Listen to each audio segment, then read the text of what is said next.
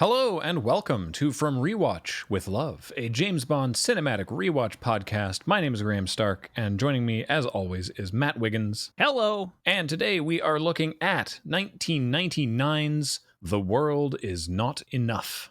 And at the end of the last episode, I was joking about the linear downward trend of Pierce Brosnan Bond films. And I expressed a concern that this one would be an equal decline in quality between GoldenEye and Tomorrow Never Dies. And I don't think that's the case. In fact, annoyingly, I think this movie is tantalizingly close to a good Bond film. But the things that hold it back are really annoying. Because I was watching it as it was going along, and I'm like, I'm on board for this movie. You know, the beginning and the first act, I'm like, this is great. And even carrying through the whole movie, Brosnan's great, and the villains are great, and most of the storyline is pretty good. And I'm fundamentally like, okay, all right, I'm enjoying this quite a lot. But then there's some structural stuff with a subplot and basically everything around a supporting character. Both of which just really hold this back. So I've been looking forward to talking to you about it. I'm maybe less forgiving of this film. I would describe this not so much as a linear progression as a parabolic arc as we watch the fawns sailing through the sky atop water skis over a shark. Really? Yeah. Oh, wow. All right. It's just in the process. We haven't gotten there yet, but I don't disagree with anything you've said so far. All right, fair enough.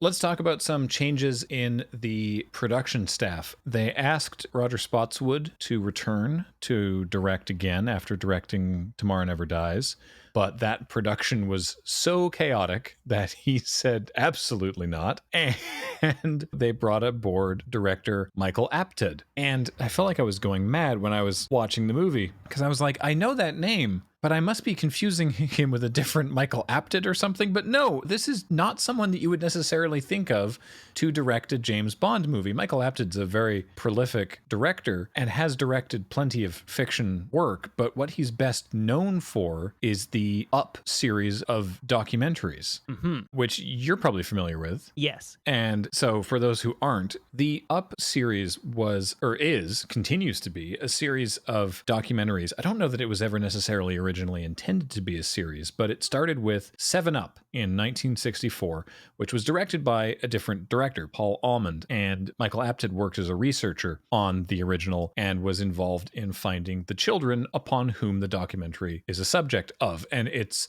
just sort of talking to these 7-year-old children. That's why it's called 7 Up. And it's just sort of trying to talk to them about who they are and what their lives are like. And then 7 years later, Michael Apted then directed 7+7, which was, let's go find as many of those same kids as we can who are willing to talk to us again and interview them now that they're 14 and see what's different, see what's changed. And they have checked back in with those same people every 7 years. They made 21 Up in 1977, 28 Up in 1984, 35 Up in 91, 42 Up in 1998, 49 Up in 2005, 56 Up in 2012, and 2019, the most recent installment, 63 Up. So he's been very big, every 7 years, Michael Apted has a project to work on. And so I was like, oh, wow, that's the Up guy. And again, he has directed nonfiction stuff, but I was just sort of surprised because I only really know him from working on that. Yeah, looking over his filmography as a director now, and there's not a lot else that stands out as being relevant to my particular cultural interaction. No, same. He directed 3 episodes of Rome in 2005. Fair enough. The writing team was a big change. Barbara Broccoli brought on the writing duo of Neil Purvis and Robert Wade, having been impressed with their scripting on the movie Plunkett and McLean, which also starred Robert Carlyle, interestingly enough. And Neil Purvis and Robert Wade would go on to write every James Bond film that we are currently aware of. in that they would write for this one, and then also Die Another Day and Casino Royale, Quantum of Solace, Skyfall, Spectre, and No Time to Die. Now, there's a lot of additional folks involved in all of those things. So, for example, because you might be thinking No Time to Die, I thought that the director was involved with that, and also Phoebe Waller-Bridge. And yes, so No Time to Die is written by Neil Purvis and Robert Wade, and Cary Joji Fukunaga and Phoebe Waller-Bridge, and they worked with Fukunaga on the story. For Skyfall, for example, it was co-written with John Logan.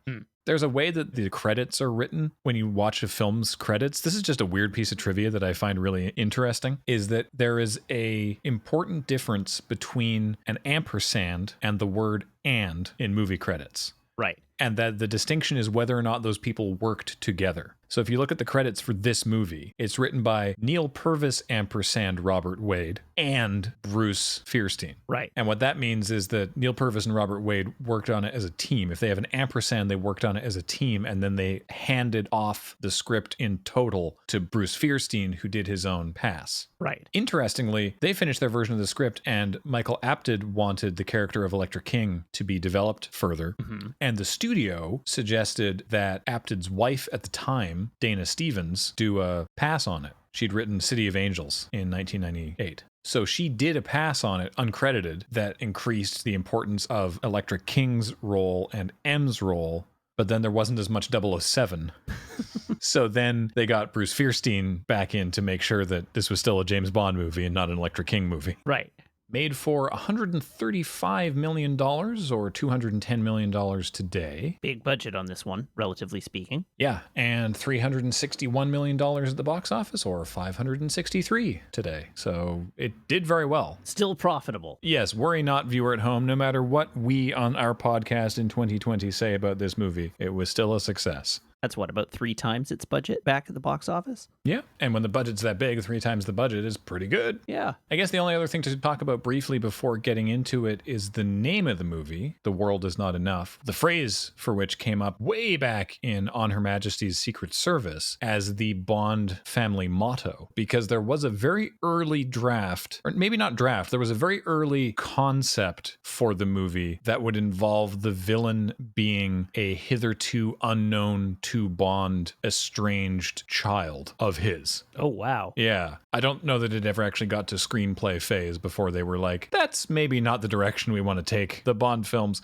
but the name stuck around. Again, like most stories surrounding the creation of James Bond films, gonna put a big old apocryphal on it, but supposedly that's why. Because otherwise it actually makes no sense why Bond's family motto is the name of this movie. I guess they're extending it to another family to the extent that there's like family drama in this one. It's just not Bond's family at all. I guess. I'm reaching for a reason. That's fine. I do that too.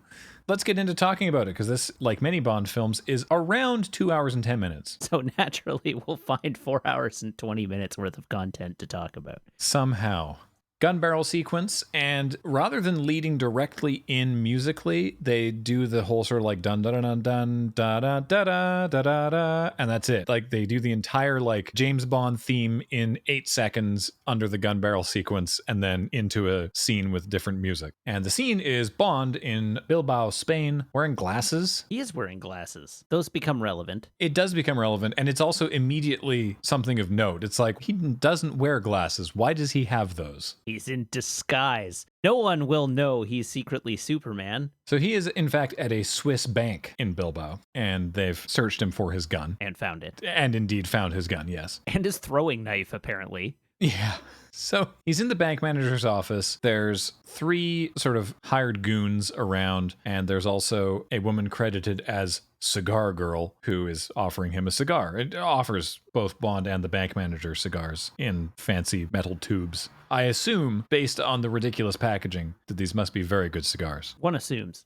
There's a lot of information in this scene, and explaining it makes it sound maybe a little unusual, but a character that we haven't met yet, named Robert King, who's a British oil tycoon, we will find out bought a secret report for about £3 million, and someone killed an MI6 agent and then sold this report to this oil tycoon. The bank manager believes Bond is here to retrieve the money, less some finder's fees, but Bond says he really wants to know who it was who killed this agent. The bank manager, who seems to know, won't tell him, and indeed basically threatens him. He all but says, there's 3 goons in here and me, so why don't you just take the money and get out of here alive? Bond reveals that his conspicuous glasses have a teeny little button on them that make his gun that they have confiscated and put on the table in the middle of the room explode, causing a big enough distraction that he's able to take out all the goons and then threaten the bank manager at gunpoint to reveal the name of the man who killed the MI6 agent. But before the manager, who does know this for some reason, can reveal this information, he himself is killed, not by Bond, but by the cigar girl with a throwing knife to the back of the neck. She makes an escape, and rather than try to pursue her, James runs back in the room and locks himself in because the cops are on their way. One of the guys that he didn't actually kill holds up a gun at Bond, but then there's a laser sight from a sniper rifle, and that man is killed by a sniper. Bond tries to take a look, but can't see where the sniper was firing from. So already, all hell is breaking loose. Bond apparently comes up with a plan, tears some cord down from the blinds in the room. I don't know where he found enough cord for this plan to work. Good. I'm glad you found that questionable as well. He gets like 100 feet of cord out of this set of blinds. Yeah. He ties one end to one of the dudes he knocked out, runs it through a radiator, and ties the other end around his waist, breaks the window because it's locked, and hurls himself over the balcony using the guy who is just regaining consciousness as a counterweight. The guy grabs this massive table so that he doesn't go all the way across the room, so Bond doesn't quite reach the ground, but eventually the table breaks and he slides all the way to the window, and then that's just enough extra distance for Bond to fall right to the ground, which is the distances you just have to sort of not really think about that part. It's clearly like 6 stories. No, but there was only like 6 feet of floor for the guy. But then when he went across the 6 feet of floor, Bond got another like story and a half of height. Yeah. Anyway, so then Bond touches down, adjusts his tie, nods to the surprised passersby as the cops finally burst into the room and see that it's all been torn apart. And Bond is nowhere to be seen as he walks away with the briefcase full of £3 million. And that's the end of the pre-title sequence that they screened for audiences. The audiences did not respond positively, which is why the pre-title sequence continues back in MI6. Originally, that's where the opening titles were going to go. It's for the best that they extended it then. I agree completely, but that's why this is the longest pre-title sequence of any Bond film to date, is because sort of a weird rappelling down out of a window was not that exciting of an action piece for the pre-title sequence. So did they film the whole subsequent chase that we're about to discuss, like, after the fact, or was that just meant to be the first action set piece of the movie? Yeah, it was just meant to be the first scene of the movie. The Thames Chase we're about to see was planned, but it was going to be after the opening titles. So we're at the MI6 headquarters in London, and all the money that Bond retrieved is there. And he's, for whatever reason, Bond himself is handling the money as he takes it out of the case and puts it into like a scanner to make sure that everything's okay with it. He shows up to Moneypenny's office, and she asks if he brought a present, and he says yes and gives her the cigar. In the metal tube, the extremely phallic-looking metal tube. It's profoundly phallic, which she immediately throws into the garbage. Symbolism. Their quips back and forth over are quite good, but before she throws it into the garbage, she gives Bond a knowing look and says, I know just where to put that. Yeah. And then there's a pause, and then she pitches it into the bin. Yeah. But I found their flirtation and innuendo in this movie quite endearing. Mm-hmm. They are interrupted by M, who invites Bond into her office, where Sir Robert King, who is a friend of M's, is there. And he's very happy and thrilled to hear about the success of retrieving all of his money. So the report that was stolen identifies a group of terrorists that attacked an oil pipeline that King is building. And so he got the money to buy the report, which was stolen from MI6, because it was like he felt that there was information contained in the report that would be beneficial to him, but that MI6 was unwilling to provide. And so he felt that he had to go through back channels to get this report to figure out who was targeting his pipeline. Which, despite being a family friend, M is a little annoyed about. Yes. I mean, more than a little annoyed. Like, this basically became an international incident, but because he's, I don't know, supremely rich, I guess it's not that big of a deal. We will find out as the story of this movie progresses that this, not even as the story of the movie progresses, like basically in the opening scene after the titles, we find out that this is essentially all a cover story anyhow, and that this is not actually what's happening. Yeah, exactly. But this is the story we get in this scene as we find out what the report was for and why the money was gone. M offers him a drink, which he accepts, and she hands him the glass, and he makes use of the ice bucket to put his own ice into the drink. And he's already concerned about how that job went because he feels like he got away too easily. Right. He's like, I think they wanted me to get away, and I don't really understand why. And then he notices that there's some kind of chemical reaction happening on his fingers where he touched the ice. He notices that it smells weird and then looks at his fingers and it's fizzing, and he is trying to figure out what would be on my hands that would be causing, oh my God, I was just handling all of that money. So he tells M to get King out of there while he runs out of the room, and there's this extended montage of Bond hauling ass on foot through MI6 as we see King get progressively closer to the big pile of money. At one point, Bond runs through Q Branch, which is working on a boat, which of course annoys Q. Bond is ultimately unable to get there in time, and as King approaches the pile of money, there's a close-up shot of his family lapel pin, and then a close-up shot of one of the stacks of money through which some sort of electrical filament burns its way out, igniting whatever this substance is that all of the bills are actually saturated with that reacted with the ice on Bond's hand. And everything explodes. There's a massive explosion. So we get an exterior shot of MI6 having one of its walls blow out. Yes. And explode. And since this is the real MI6 building, I assume this was done in miniature. I don't have a hard confirmation on that, but I very much assume exactly the same thing. Partly because when MI6 learned that the production would be filming near Vauxhall Cross, this building, they tried to stop it as a security risk. But the Foreign Secretary, at the urging of Member of Parliament Janet Anderson, moved to overrule them, allowing them to film near the building, stating, after all Bond has done for Britain, this is the least we could do for Bond. Great response. Yeah, but yeah, I believe that did not extend to blowing. Whoa. Yeah, just blow up our new office building. Why not? Yeah. It's the least we can do. I'm fairly confident that this is in miniature. Bond runs up to the massive hole that's now in the wall and realizes that he too is being sighted by a sniper rifle and sees the cigar girl again out on a boat in the Thames, who shoots at him, misses, and then Bond runs back inside, runs over to Q Branch, and gets in the boat, which is sitting in a pool.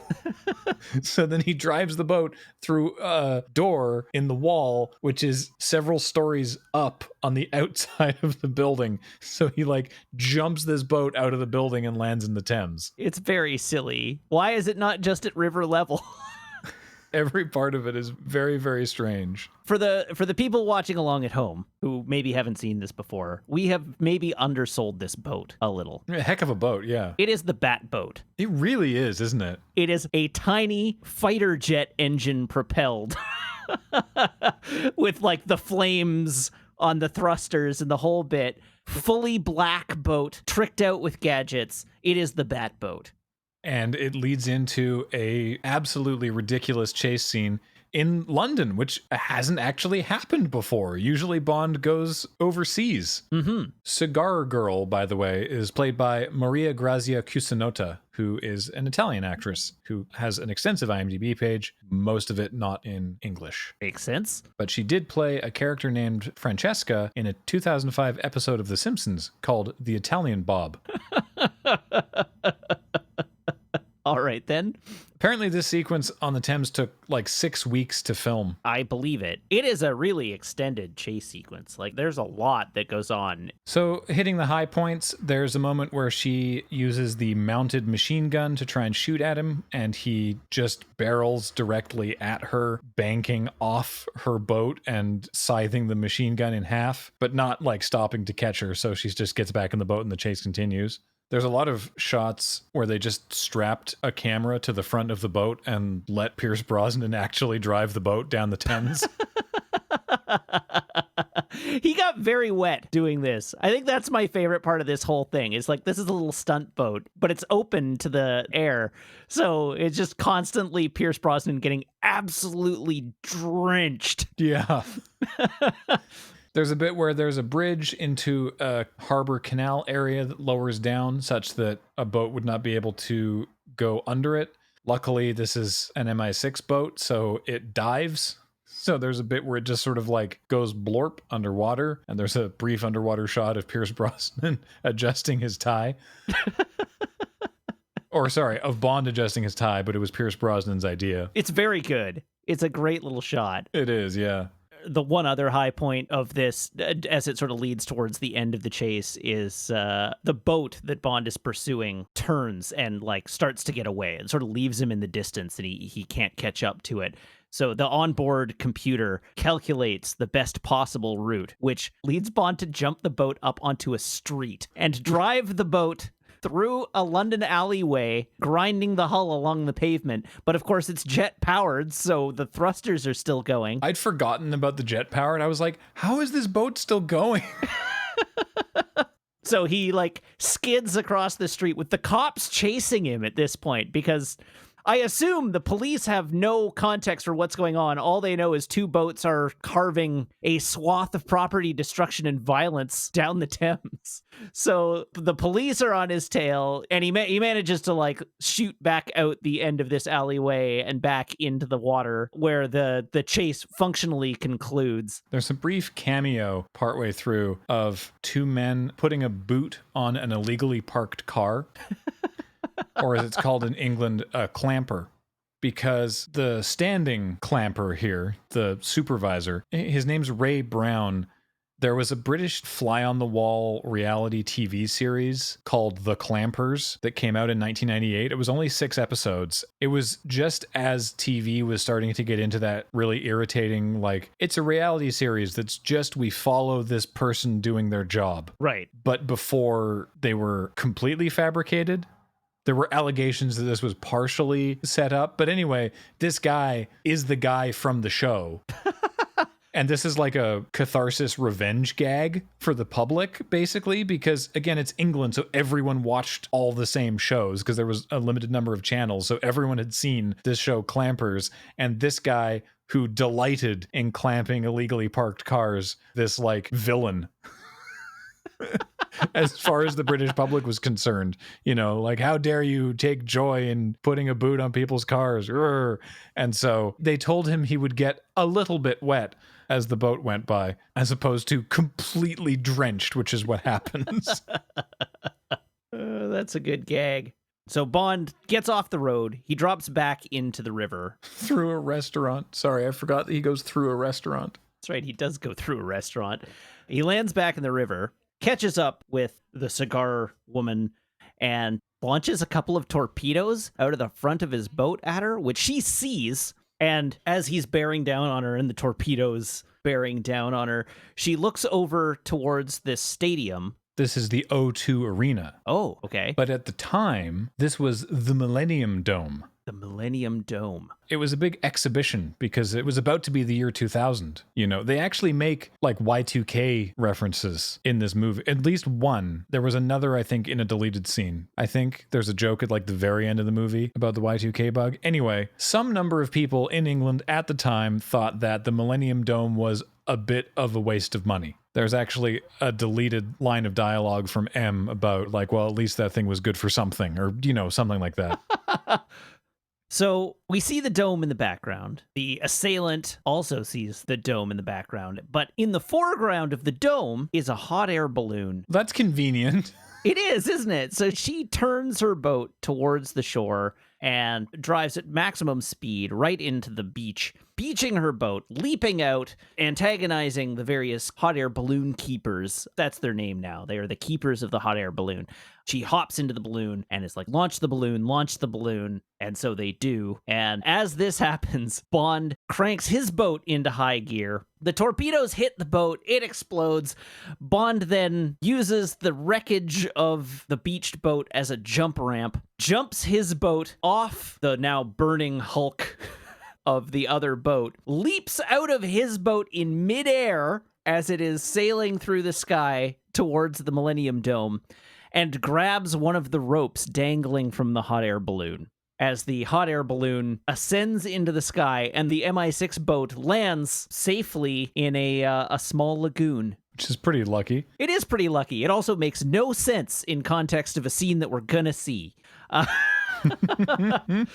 So anyhow, the woman is now in the balloon. The police helicopters show up and they start announcing, set the balloon down. You can't get away. Bond starts being like, there's no way out of this. Set the balloon down. Let's talk. I can protect you. As the woman looks at the giant propane canisters on the side of the balloon, makes up her mind, points her gun at one of the canisters and fires, blowing up the balloon in an enormous ball of fire.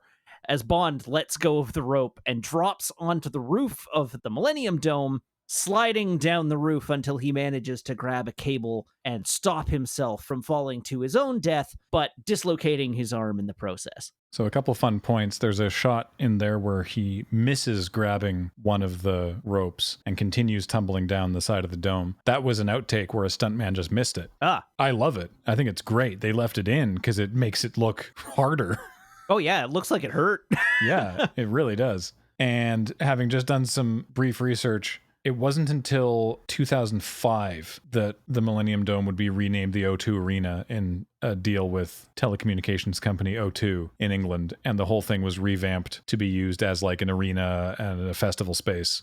The Millennium sort of exhibition closed pretty quickly because no one came to see it. Basically, every part of it was generally considered to be a failure. All right. It is, however, according to its Wikipedia entry, the 9th largest building in the world by usable volume. Well, if you got to be good at something. We'll always have this usable volume.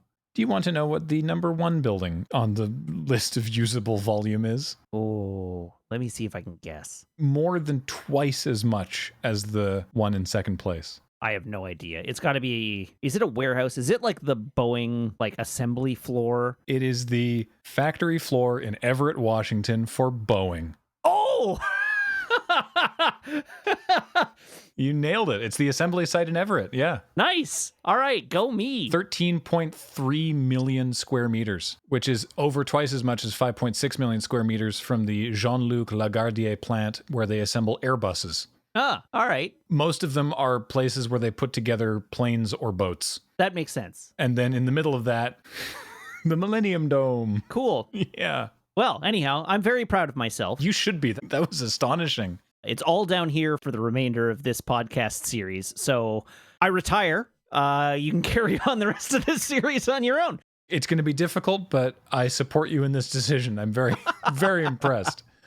So we go to the opening titles now, with Bond dangling off the Millennium Dome, and some very stylish opening titles. I don't know if I like these quite as much as the ones in Tomorrow Never Dies. There's some aspects I like, some that are a little, hey, we just figured out we can do this effect, Mm-hmm. Because it is 1999. Yeah. And opening title song performed by Garbage, which I remembered even at the time. I was like, really? Garbage? Like, even in 1999, I was like, seems like a weird choice for a Bond film. Yep. And it's okay. I kind of like it. I don't think it's, one of the best Bond themes ever, but I kind of dig it. Yeah, I would put this very much in the same category as Tomorrow Never Dies. Maybe this one edges out Tomorrow Never Dies slightly. I think this one's definitely better. For me, anyway. I think this one's definitely better. I don't know that it's better by an order of magnitude, but I think this is the clear winner. Interestingly, it was written by David Arnold, who did the music for this movie and the last one, and who wrote the song in the end credits of Tomorrow Never Dies. And it was co-written by Don Black, making this the 5th Bond theme that Don Black had co-written. Including Thunderball, Diamonds Are Forever, The Man with the Golden Gun, and Tomorrow Never Dies. That scans, actually. This theme, this one fits into the Belters category, I think. Mm-hmm. And knowing that it shares some family history, I guess, with The Man with the Golden Gun and Diamonds Are Forever especially, I can hear it just in the theme. They're clearly of a kind. Yeah. There's a lot of great motifs surrounding oil. Yes. Which is plot relevant, which Kathleen didn't know, but she was watching the opening titles and was like, is this movie about oil? Oh, well, what gave you that idea? Yeah, which it was. So, good job. I should add that Kathleen figured out that the movie involved oil before we saw all the oil derricks. So yeah, some of it is like, oh, cool. It's like kind of like oil things with like CG and like cool liquid stuff. All right, neat. And then other stuff is like, this looks like you put the twirl filter on in Photoshop. It sure is, yeah.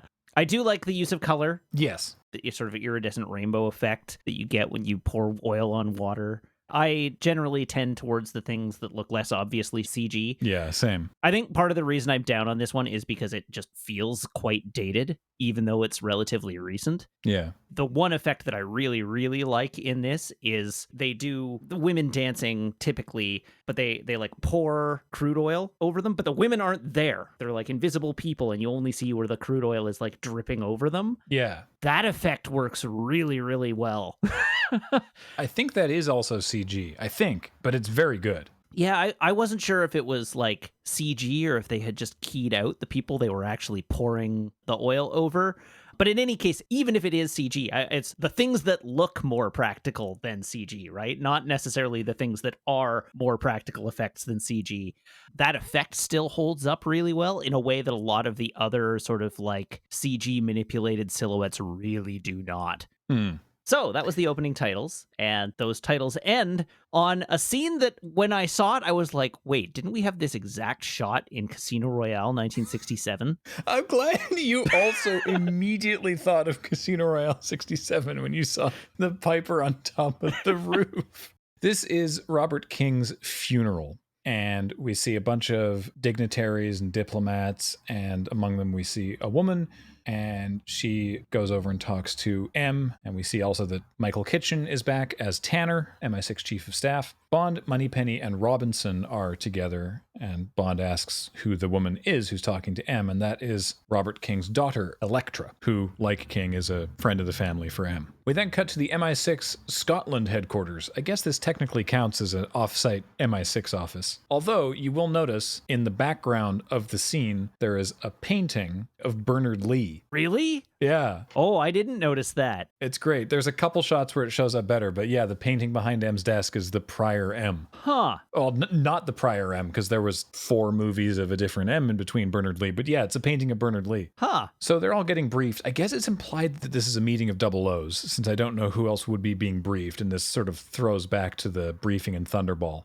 But Tanner is showing everybody that they managed to retrieve the melted husk of King's family lapel pin that had been replaced with one that had a transmitter in it that set off the detonator in the money. Meaning it must have been someone within King's organization who swapped his pin. It has to have been someone fairly close to him. And it's your job, all of you, to figure out what happened and bring these people to justice. Here are all of the folders with all the information that everybody will need to know. Not so fast, 007, your arm is in a sling. He doesn't take that news well. No, he doesn't. M is very clear that they're going to put everything that they have into solving this case, and then immediately removes 007 from the equation. So it's up to him to get a clean bill of health. Yeah. So we cut to him being examined by the doctor. He does indeed have a dislocated clavicle, which sounds very painful. Yeah. But the doctor, do you know this character's name? How heavily is it going to make me sigh? Medium? She's referred to as Molly in the scene. Yeah, Dr. Molly Warmflash. What struck me about this is how her outfit, for as long as she wears it, and hair reminds me of the nurse at the recuperation home in Thunderball. Oh, yeah. Okay. From behind in the lab coat. She just has a very 1960s haircut. It's not a tremendously different scene. Well, she's definitely very much in control of the scene. In fact, she jabs her fingers into Bond's dislocated clavicle to ensure that he will actually call her back this time, as she basically agrees to give him a clean bill of health for if they can have sex. Yes. Which they do. That's what happens. That's the scene. So now Bond has a clean bill of health. Yeah. Having ditched his sling, he walks around the castle and sees a piper playing bagpipes, who then uses the bagpipes as a machine gun and flamethrower. because Q is here. And now we have the Q scene. Yep. Q is very annoyed at what Bond did to his boat. And this is what doesn't make sense, because we saw the boat in perfect condition land gently in a lagoon, and now it's like utterly destroyed. Yeah, good point. Blame the towing company, Q.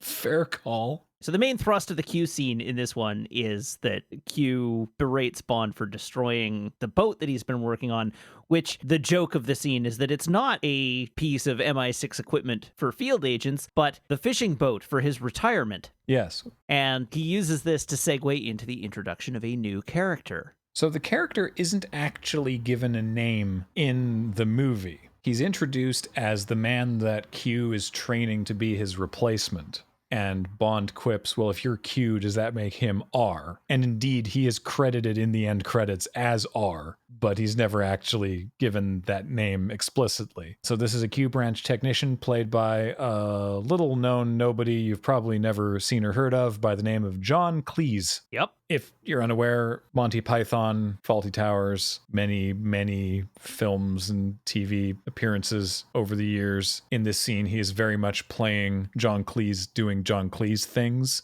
I mean, luckily for him, he's got a whole life's worth of experience being John Cleese, so it works out okay. It does. The primary thing that gets me in this scene is Q is really mean to him. I think that's really quite funny that Q is being so belligerent to this guy who's not even doing a bad job.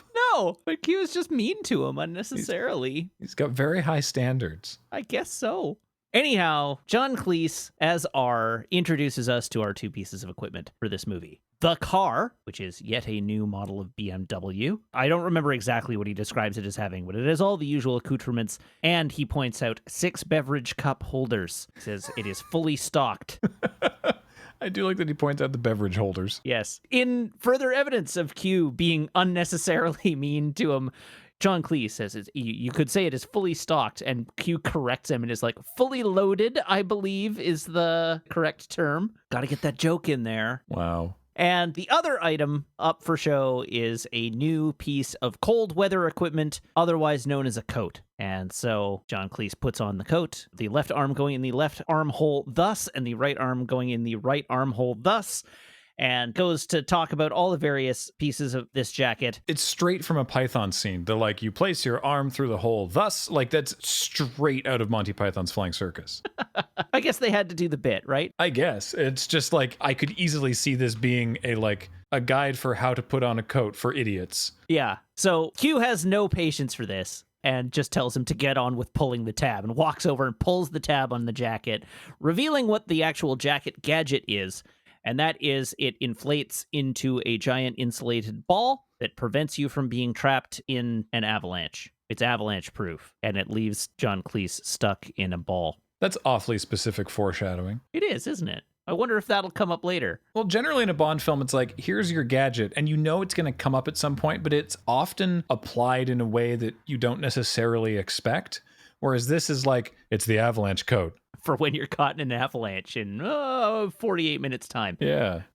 And then my favorite part of the scene, which they apparently styled after Merlin talking to King Arthur. Bond asks Q for any other advice, and Q says, well, look, I've always tried to instill into you at least 2 things to always bear in mind. 1, never let them see you bleed. 2, always have an escape route. And then he presses a button and lowers into the floor. And very sadly, that would be the last that we see of Desmond Llewellyn. But it's a really nice exit.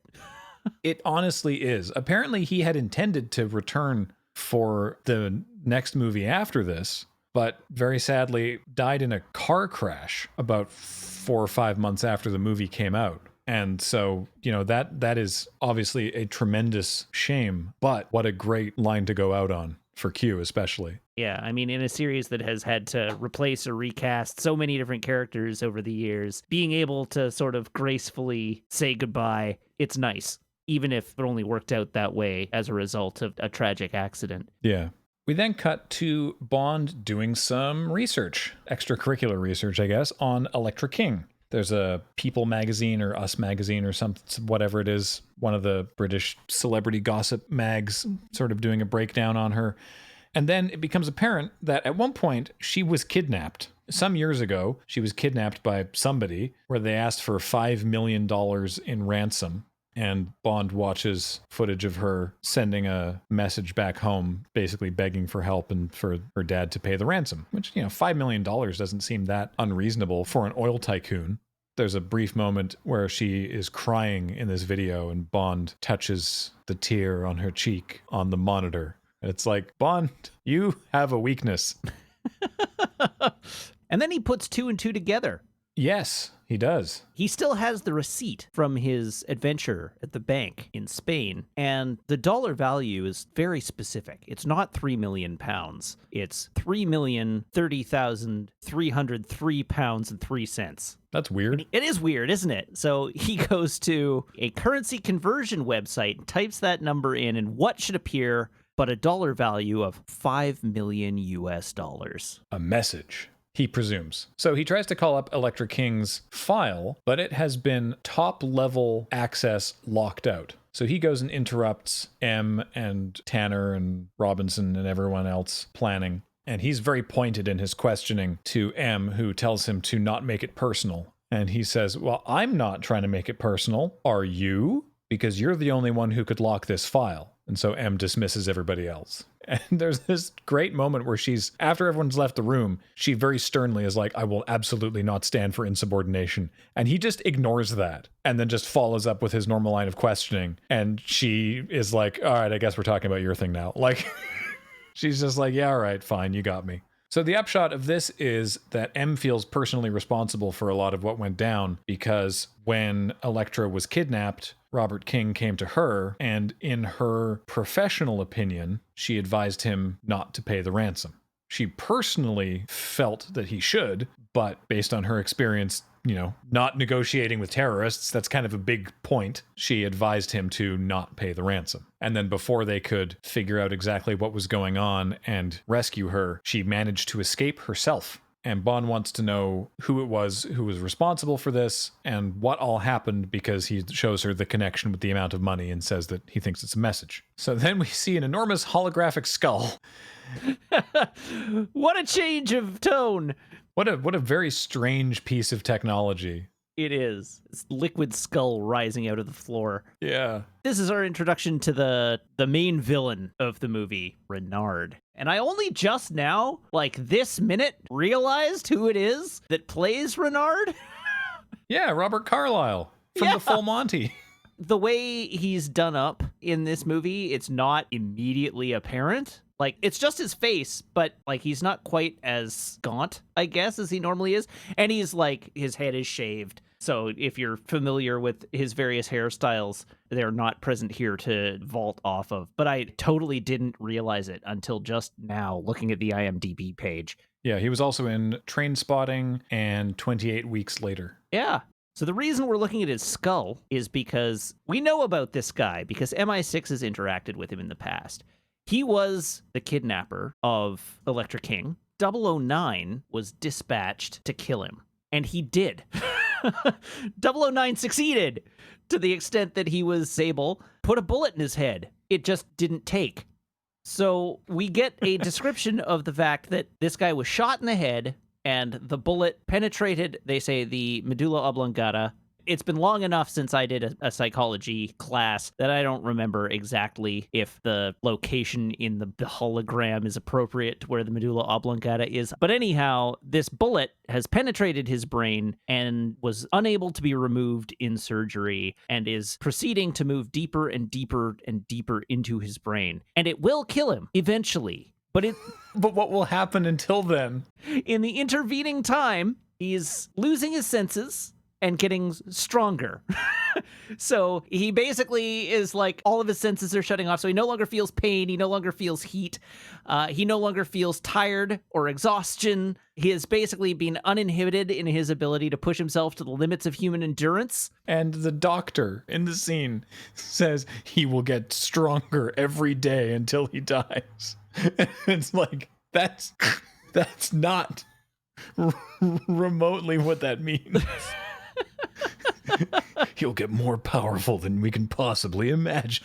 I mean, the upshot of all this is that it's not going to matter. It basically doesn't come up at any point through the remainder of the film. Yeah. He can't feel pain. That's about it. But even that is barely relevant to his interactions with Bond at all. It's like a little quirk that he has. Speaking of quirky interactions, Moneypenny shows up with Bond's clean bill of health, and then M and Moneypenny, and to an extent Bond, all sort of seemingly acknowledge that he obviously slept with the doctor to get the clean bill of health while she's standing in the room. Like, Moneypenny makes a not remotely subtle comment on it, and I was watching it going, wait, isn't the doctor, like, right there? And then she walks over to the doctor, who looks embarrassed, and it's like, no one's gonna actually, like, make him take the test again. We're all just gonna be like, well, you slept with her, so I guess your clavicle's fine.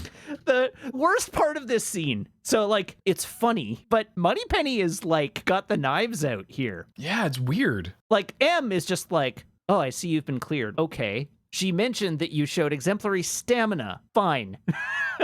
And is like, doctor says it's fine. You're the best I've got, whatever, right? Like, I get. Moneypenny, like, gets right up in the doctor's face. And is a very pointed line to her. It's like, I'm sure, you know, he's excellent for the job in hand, right to her face, and then turns and leaves as the doctor looks like she's just been told off. It's weird. Moneypenny, you need to stop mixing your signals quite so much. The upshot is Bond is indeed on the assignment, and we're off to Azerbaijan. And what an amazing location. It is. It's not pretty. No, but it's amazing. Very amazing. The inspiration for this movie came because Barbara Broccoli was watching a news report that was basically like, this recent oil discovery in whatever country is the last one that will be discovered in this part of the world. Or that sounds like hyperbolic, but she was inspired by the idea of the race for oil, essentially. So Bond is driving through this vast, flat, flooded valley. Maybe it's coastline. It's honestly a little hard to tell if it's a lake or a harbor, but there's just oil derricks and oil derricks and oil derricks as far as you can see, and there is no vegetation, and everything just looks industrial and awful. Yeah, barren. There's like little runoff ponds and stuff like that, but just this miserable industrial wasteland that just stretches off into the distance. But then he's in the forest. There's like some transitionary scenes of him in the forest, and he is approaching the site of the King Company oil factory site office.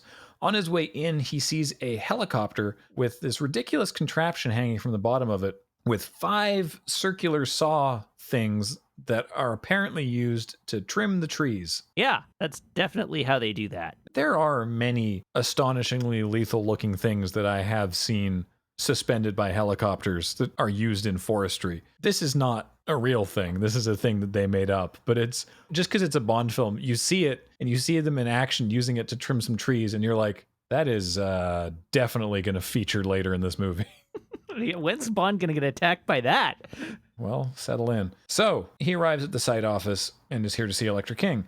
Her chief of security is dealing with some stuff at the moment because the locals have a big problem with where they want to put this pipeline. Electra King lands in her own helicopter, which is surrounded by locals yelling and screaming, and she goes off with their religious leader, and they go and have a chat, and he comes back out and says something, and everyone rejoices, and then she goes to her foreman, essentially, and says, yep, take the pipeline around.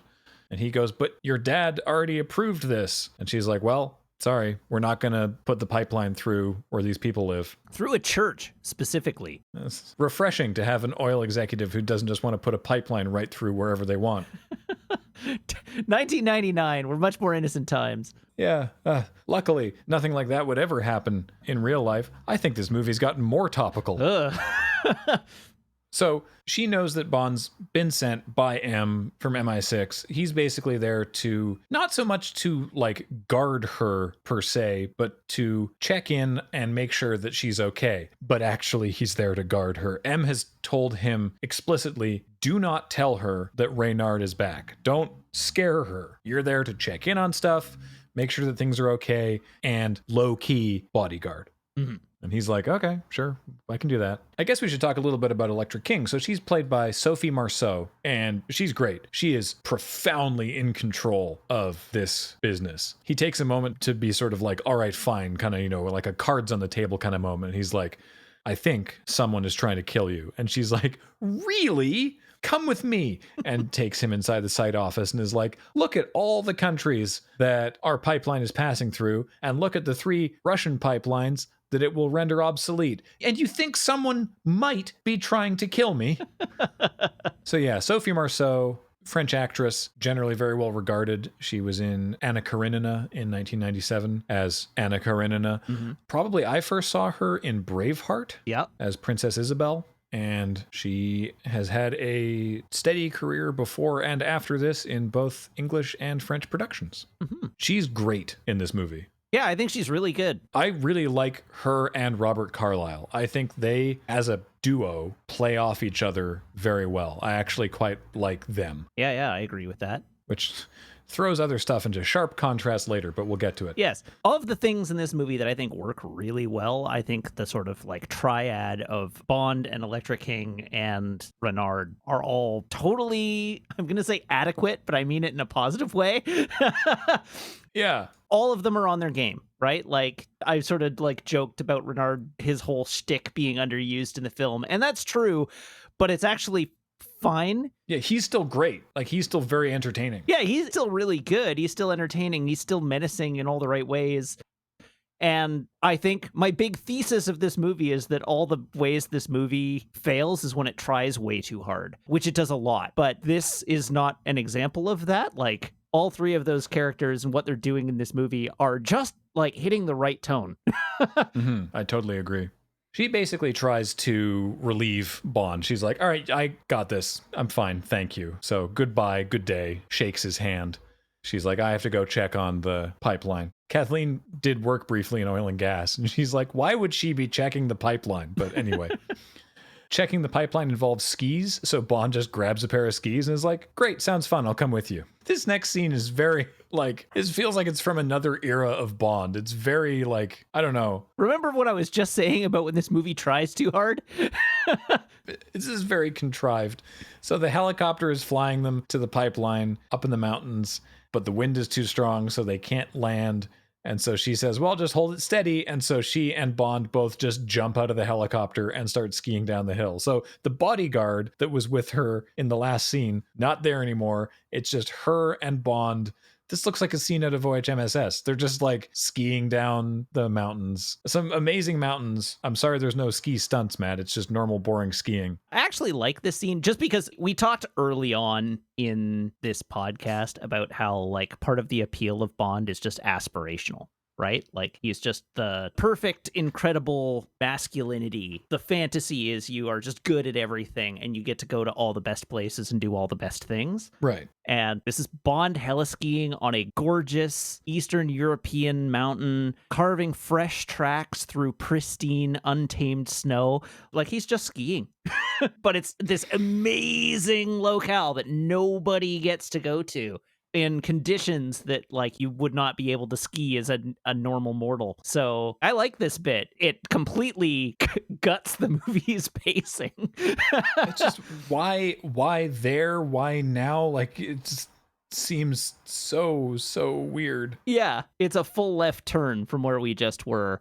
But I don't know, there's an opportunity to do some cool skiing. I'm basically never going to come down too hard on a skiing scene in a movie. Fair enough. So she points out, she's like, look there, that's my dad's legacy, my family legacy, my mother's legacy. This is completely irrelevant, but her dad actually inherited the company from her mom. Like her mother was actually the original founder of the one in charge of the oil company. So she's like, look, that's where the pipeline will connect. And then they are immediately interrupted by 4 men in parasailing snowmobiles. Yes. This is where the movie immediately starts trying too hard. This was what I was referring to. They're called Parahawks. Yeah, but this feels like a Bond film from the 60s. Yes. It fully does. I feel exactly the same way. This is the kind of thing that you see in a Bond film in the 60s, updated for 1999. And it's not that it's bad, it just kind of comes out of nowhere and feels very out of place as these 4 dudes in Parahawk show up and start lobbing grenades at them. It's a little bad. Yeah, all right. It's not the worst, but I'm not crazy about this scene. I think it goes on too long and comes out of nowhere and is very silly. Yes, I will agree with you on all of those points. But the movie's still on track. I'm still following along. It's still okay. My big criticism of this scene is that moments ago they were skiing Untamed Wilds, and now they are clearly skiing groomed runs. That the filmmakers have tried to hide, but it's very obvious that they're on prepared terrain. That's amazing. I would absolutely never have noticed that. The scene ends with, so some of them detach their gliding parachute so they can chase Bond on the ground, and Bond manages to send one off a cliff where it deploys its backup chute. So he jumps off the cliff, skis first to tear through the chute, making it fly off course and conveniently colliding directly with another Parahawk, causing a massive explosion, and the explosion then of course causes an avalanche. But luckily, Bond has that cool coat that we saw earlier, and so they're all safe and sound. Yep.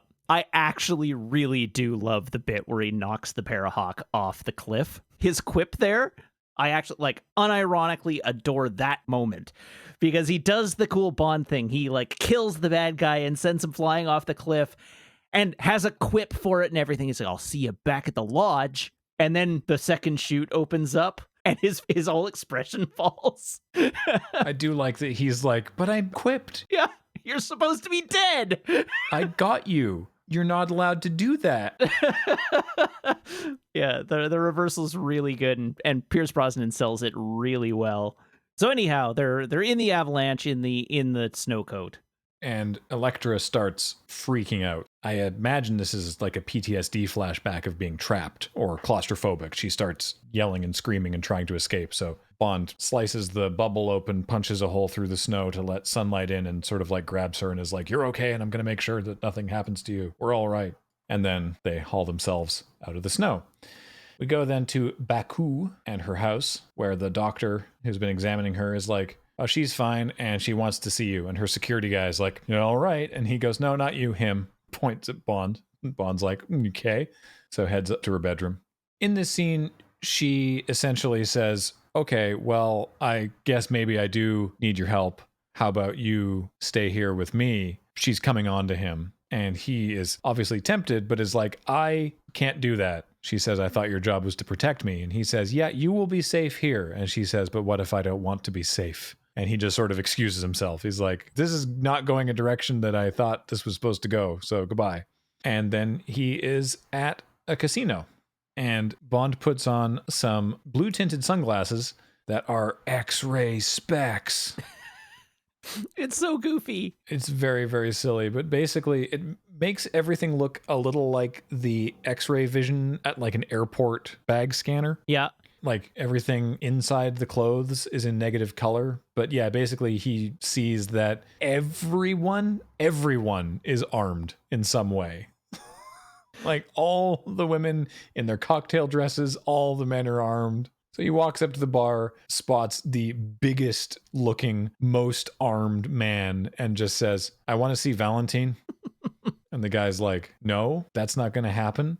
And so Bond grabs him, pulls his knife, because he knows where this guy's knife is, pulls his knife, pins this guy's tie to the bar, pulls his gun, because he knows where his gun is, hands it to the barman, at which point another of Valentine's goons shows up and is like, hey, you know what? He would love to see you. This might actually be my Bond moment of the movie. Oh, yeah? Because he walks over to the bar, orders a martini, shaken, not stirred, provokes the guy, pins him to the table, grabs his gun, hands the gun to the bartender, takes the martini, downs it, while the other guy is like, Valentine would love to see you, and then hands the glass back to the bartender and walks over to the other guy. It's just the perfect Bond moment. Is it he's doing all of this while ordering a martini and drinking it. I love it. So anyhow, he does walk over to the other goon who's like, after you, and Bond is like, no, after you, and shoves a gun in his back. The first goon doesn't have a name, but is played by sort of bit actor and stunt performer Daz Crawford. The second goon, with his massive gold chain and gold teeth and blonde hair, does have a name, which is Mr. Bullion, or Mr. Gold, and is played by a British musician named Goldie. Well, known as Goldie. He's actually Clifford Joseph Price, MBE. He's a member of the British Empire, or member of the Most Excellent Order of the British Empire.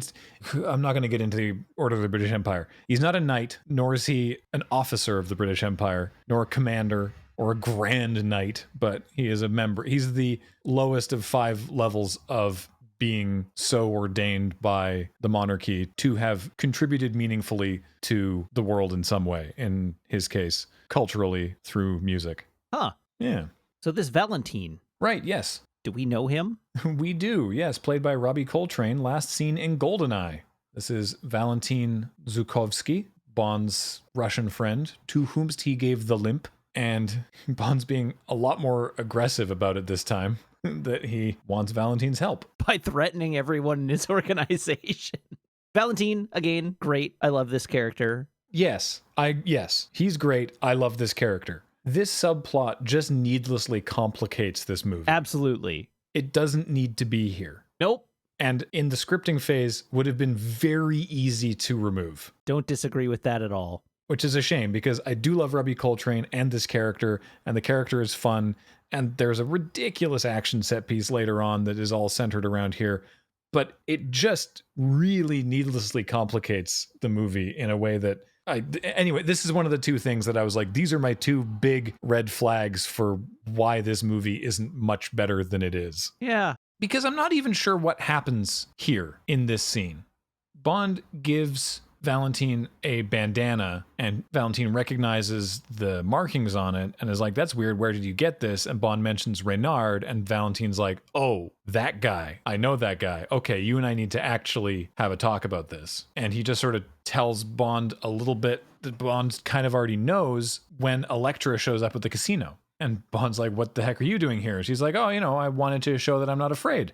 So Valentine appears and is like, oh, welcome to the casino. And they're pretending in public, Bond and Valentine are pretending to be very cold to one another, which I do like, that little detail. They're pretending that they weren't just hanging out together, having a talk. And then Elektra asks for a private room. And there's this scene that is presented as if it is very tense, where she puts $1 million on one hand of blackjack. Not even. They walk into the private room and Valentine asks, so what's your game? Your father had $1 million line of credit here. We'd be happy to host you. What's your game? Do you want to play baccarat? Do you want to play blackjack?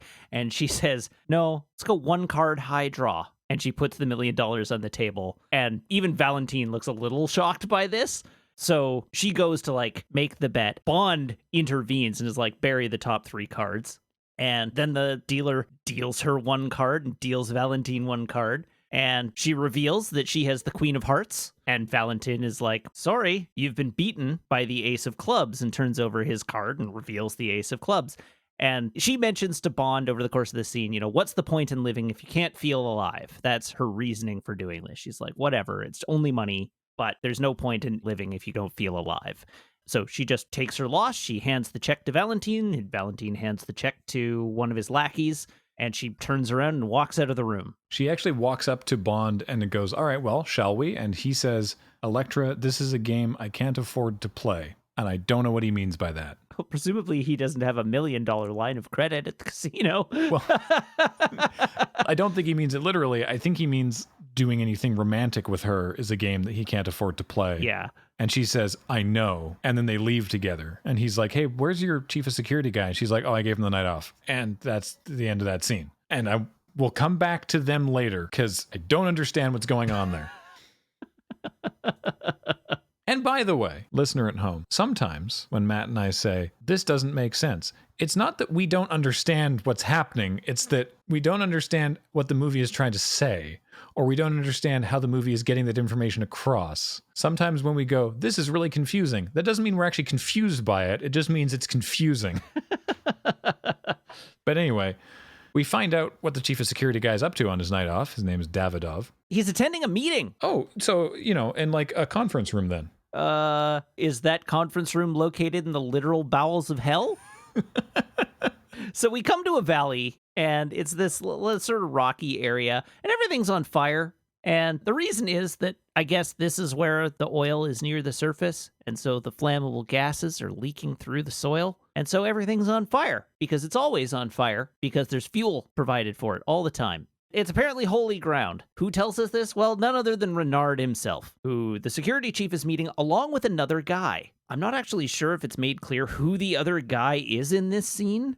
It's not. We don't know who this other guy is. We have never seen him before. But he and Davidov are reporting to Reynard, who, among the other things that he's talking about in this scene, is like, to show their faith, they would hold these burning rocks. And he picks up a rock and you can hear it like searing his hand. And he's like, yeah, because he can't feel pain.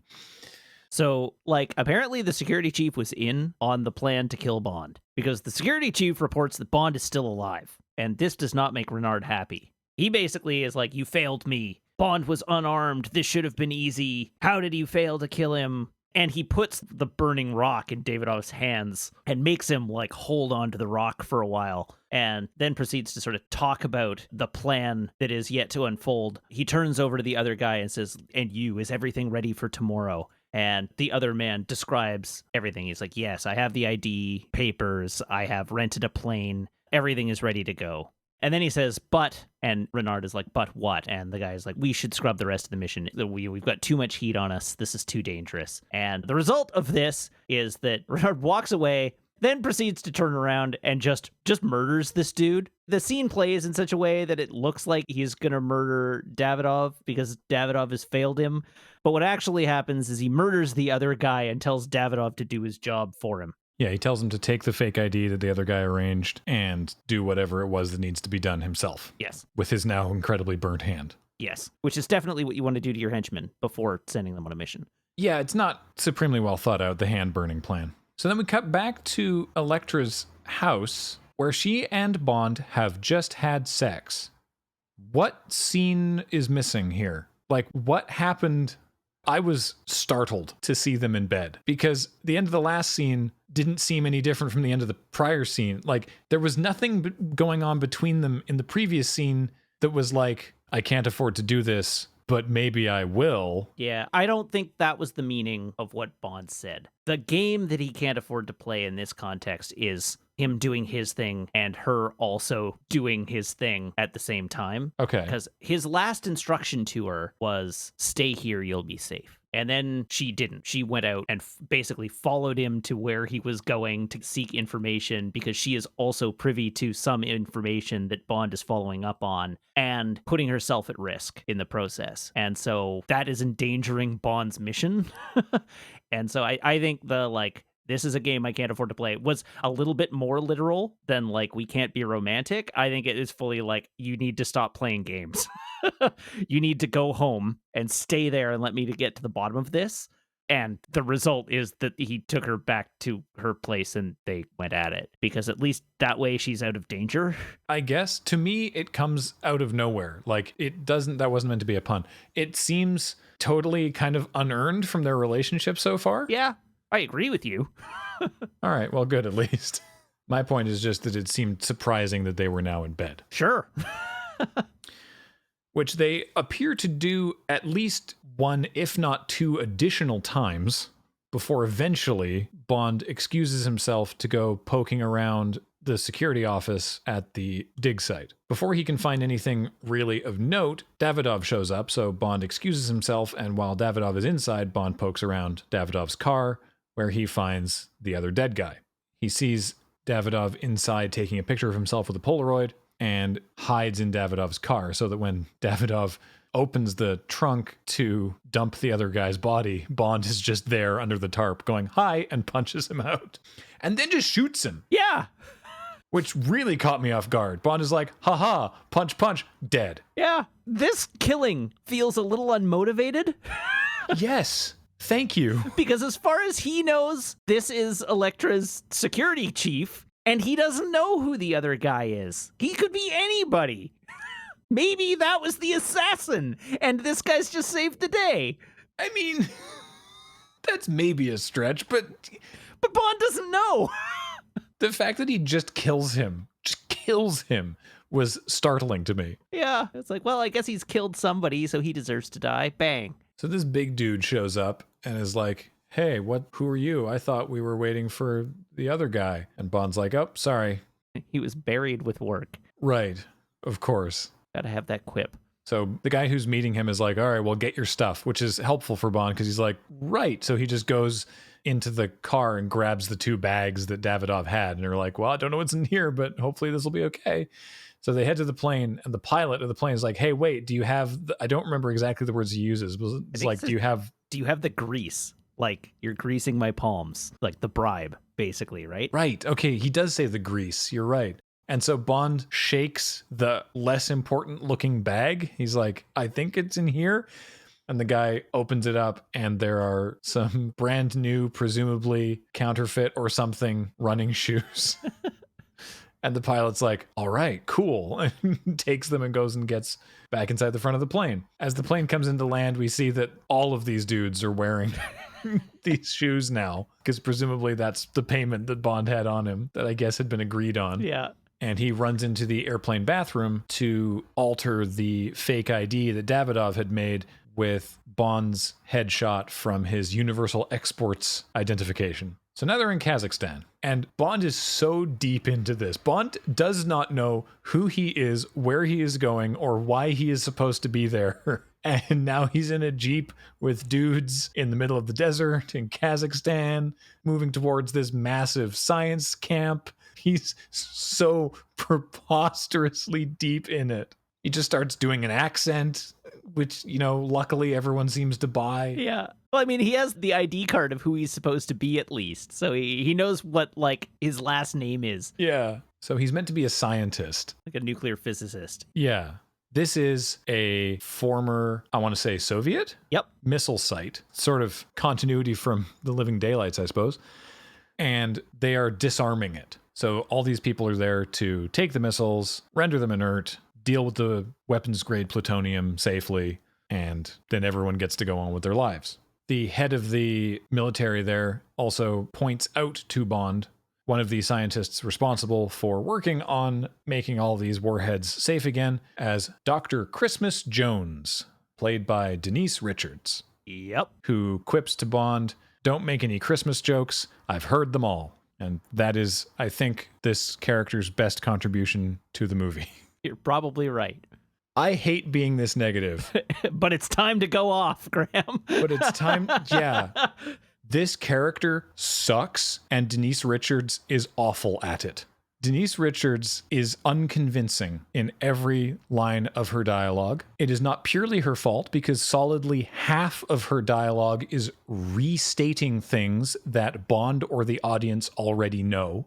But her line delivery is flat and unconvincing, and her physicality in the scenes looks like she is just standing there waiting for the scene to happen.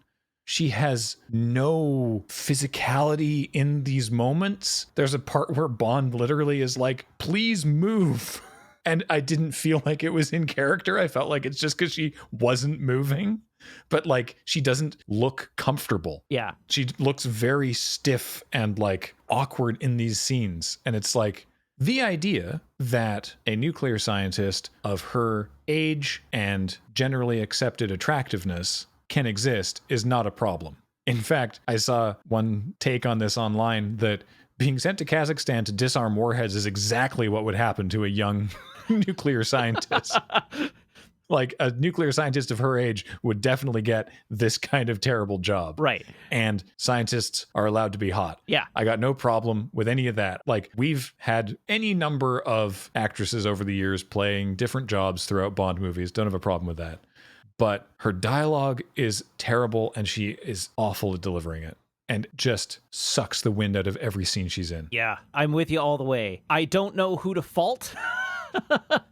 And so I don't really want to fault anyone in particular. Like, I don't know that it's like strictly Denise Richards' fault. You know, I'm looking over her filmography, and there's not a lot that I'm familiar with. So I've seen Starship Troopers.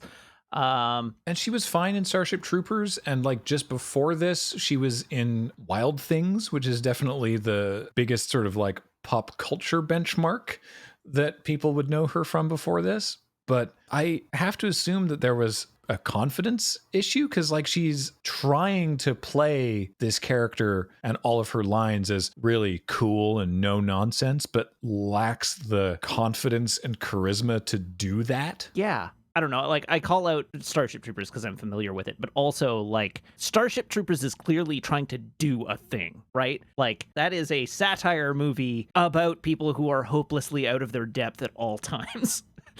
And so all of the like acting in that movie, including Denise Richards, is like contributing to that feeling within that film.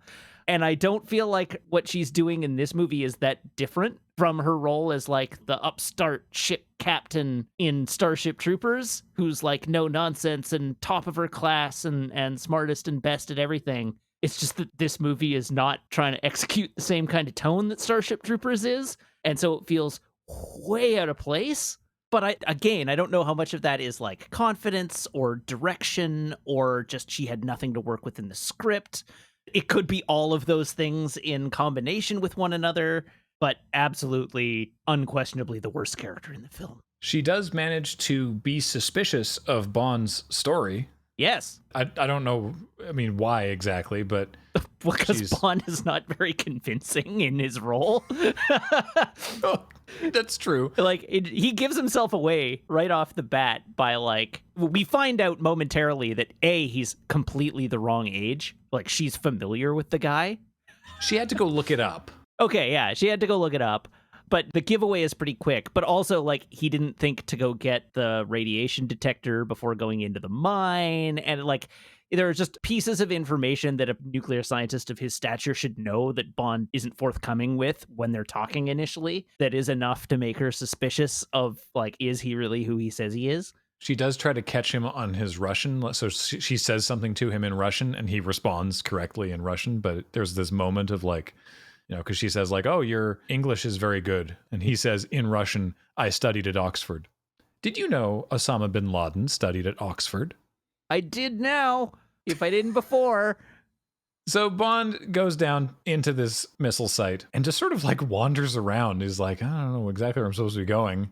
And among the workers on the missile site is Renard. Yeah. Just working there. So Bond pulls his gun and is like, don't move, and pulls him to the side where people can't immediately see him. And Renard's like, oh, hey, wow, all right. You should just kill me if that's what your plan is. I mean, you can't threaten me with pain, obviously, because you know you're up to speed and that I can't feel any pain, right? Just wanted to mention that again, that I can't feel pain? Cool. So I guess probably just shoot me then. And Bond's like, I'm not going to shoot you. I want information. And he's like, oh, okay. Well, that's not going to, that won't work then. Bond really should have just shot him, though. Yeah. What information does he want or get? Normally, I give the bad guys grief about, like, or just shoot him. But in this case, definitely Bond is on team. Should have just shot him. Yeah. And, like, Bond lets this situation get completely out of his own control as well, because he gets the drop on Renard, and none of the other men in the room who are, like, on Renard's side catch on. And Renard is like, I've been manipulating you this whole time. You work for me, and you don't even know it. I gave you the money. You delivered the money to King. King blew up. Like, you may as well be on my payroll. And at this point, like, Bond has all the information he needs. So Bond clocks him in the head with the butt of his gun, which causes a huge gash to appear, which he'll have a wound of that for the rest of the movie, and then pushes him to the ground so that he can put the silencer on his gun so he can kill him without alerting the other people, I guess. To which Renard quips, well, there's no point in living if you can't feel alive, which gives Bond pause, because that's exactly what Elektra said at the casino. He looks very, very confused. As the men are moving the missile out of the room, this is when Christmas Jones shows up with the military and says, aha, I knew it. This guy's meant to be 65. This isn't Dr. Whomstever. As Bond is standing there with a gun to the back of this dude's head. Yeah. Bond tries to get out of it by saying, like, no, he's your imposter, which is exactly the kind of thing an imposter would say, if Among Us has taught me anything. I was going to say, that sounds very correct. As this exchange is happening, Bond sees that Renard's men are still just sort of like, well, nobody's looking our way. I guess we'll keep moving this missile. and one of them takes the tracking chip out of it, which has to be a security risk that it's that easy to remove the tracking device for a nuclear warhead. Why can you just pop that out without a tool? Surely that's a problem. I have to use a tool to take the SIM card out of my phone. Renard comes over to gloat, and in doing so, jams his thumb into Bond's dislocated clavicle. Which is important. Yeah. How does he know that? Exactly. So Renard, acting like he's running the place, is like, all right, cool. This is all great. We're fine here. Let's just handle the rest of this. You guys keep moving the missile. And the military guy is like, whoa, hold on. You're not leaving either. I still want to check up on what he was saying about you being an imposter.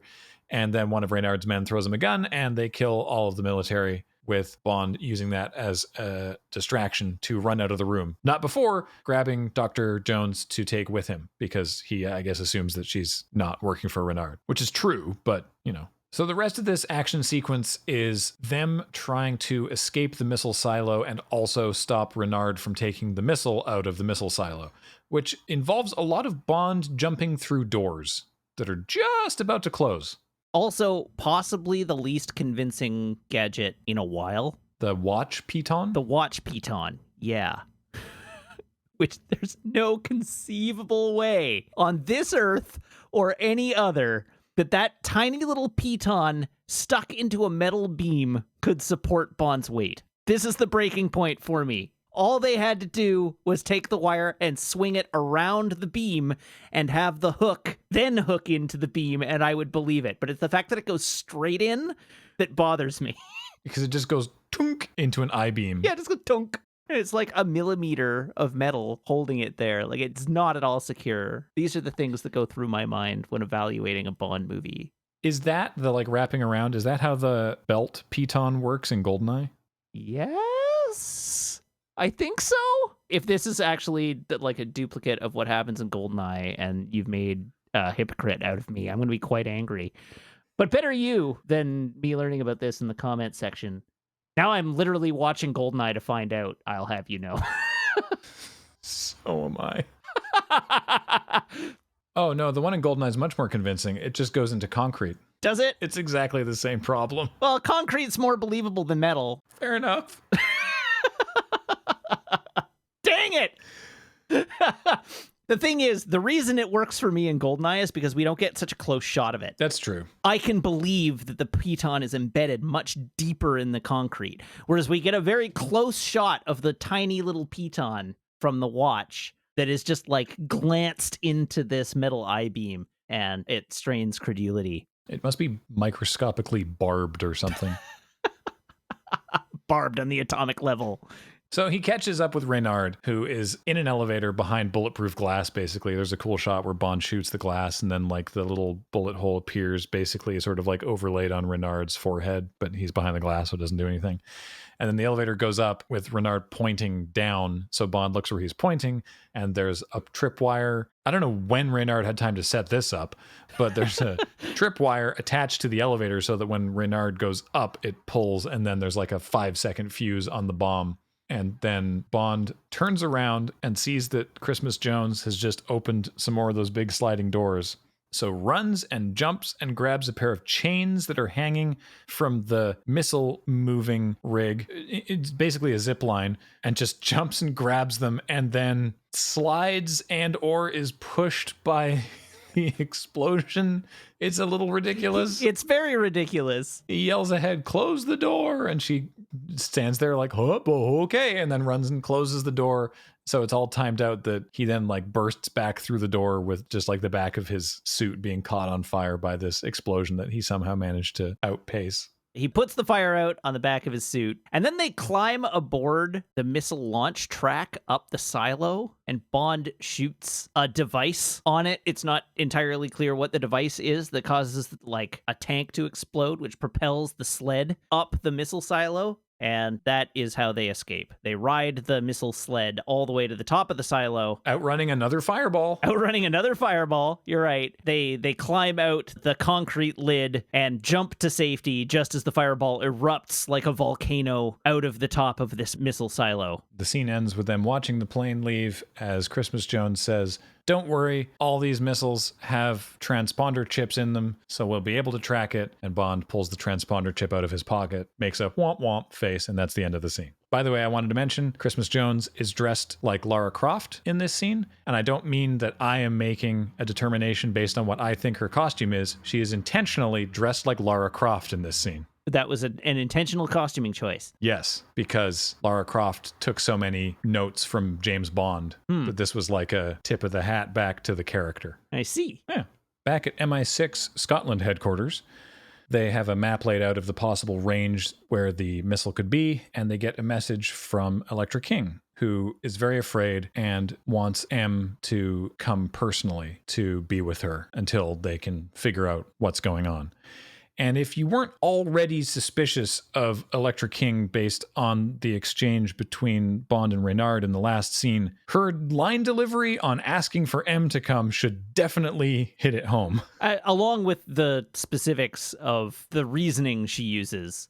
She specifically comments that one of the reasons she's scared is that her security chief was found dead, which we know as the audience, she might not, but we know as the audience, is the work of Bond himself. Right, and she doesn't know where Bond is. Right. It's suspicious. Like, it's in character and it's fine, but as an audience member who's been watching all the events of the movie, it's a little bit suspicious. Yeah.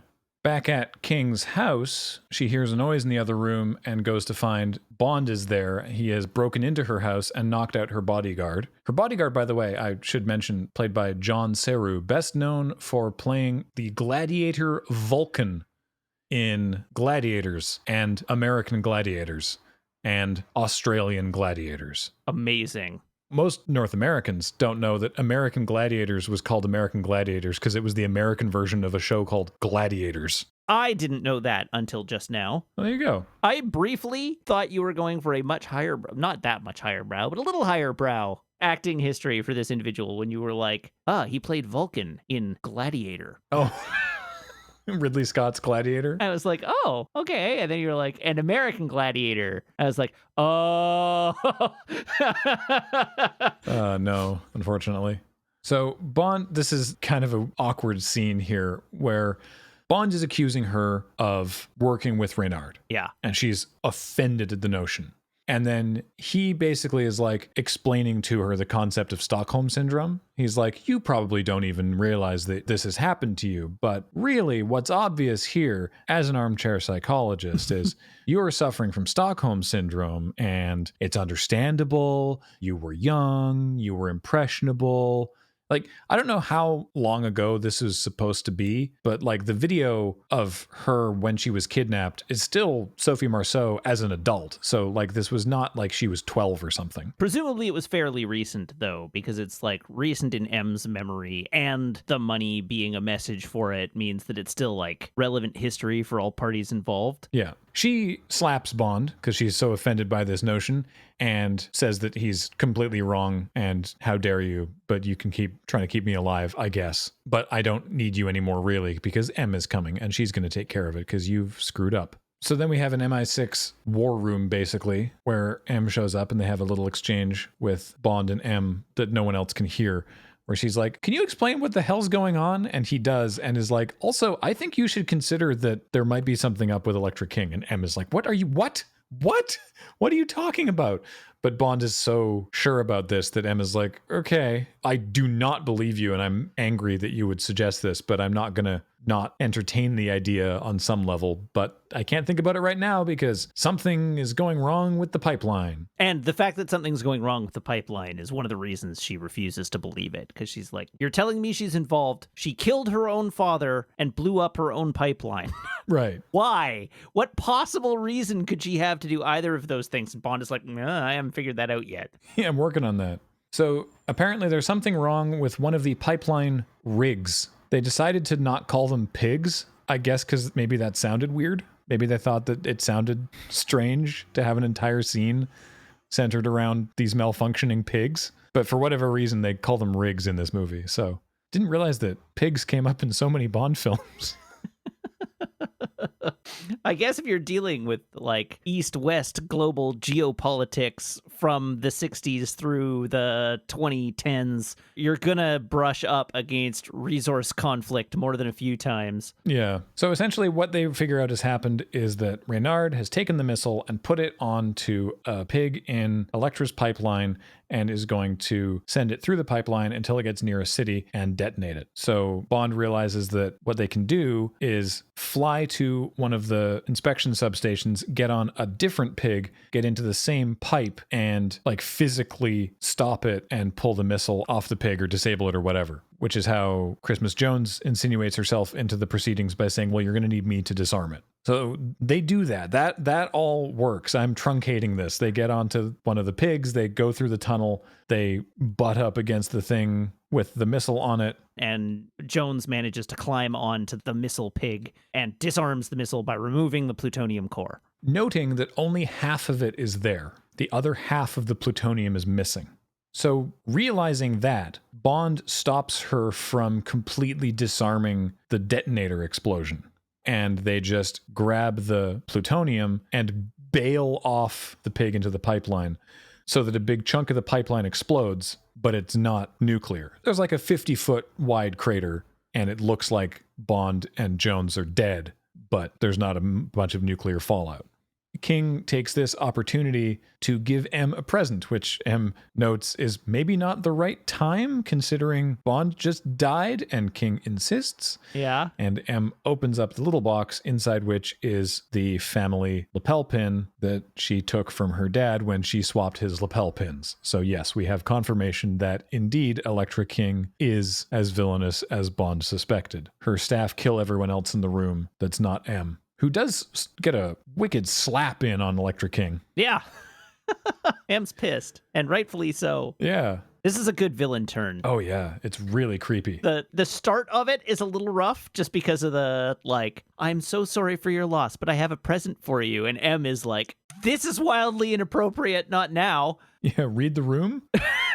But yeah, like, it's a good turn. I like this twist. It's a good twist, and it's played well. I think this is where she makes it clear, but the totality of the twist is that Elektra doesn't have Stockholm Syndrome. She manipulated Reynard. Reynard kidnapped her for ransom, absolutely.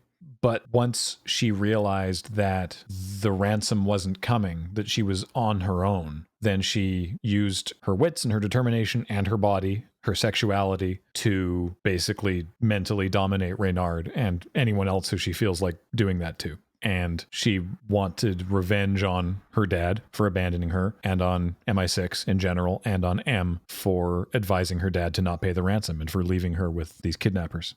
So really, she is the ultimate bad guy in this movie, which is nice because there was many moons ago we were talking about Octopussy, which was set up as it's Bond, but the bad guy is a woman, and she was not the bad guy in that movie. Whereas this is, check it out, Robert Carlyle's got a facial scar and he's bald and he's creepy. He's the bad guy in the new Bond film, and it's actually Sophie Marceau, and Robert Carlyle is essentially a henchman. He's the heavy. He's literally the guy that can't be hurt. We should have given it away. Oh my God, I didn't even realize. You're right. Even the whole guy who literally can't feel pain because of a brain injury was an idea that they came up with for Stamper in the last movie, and they didn't use it for him. Oh, it's so obvious now. That'll be when we know the Bond franchise has truly achieved real progress, is when the invincible, unkillable, unhurtable bad guy is actually the final boss of the movie. Like the big bad and not just the heavy. Then true equality will have been achieved. Anyway, Sophie Marceau and Robert Carlyle are great, and their interactions back and forth are really good, particularly to the degree to which they're unsettling in some instances. Yeah.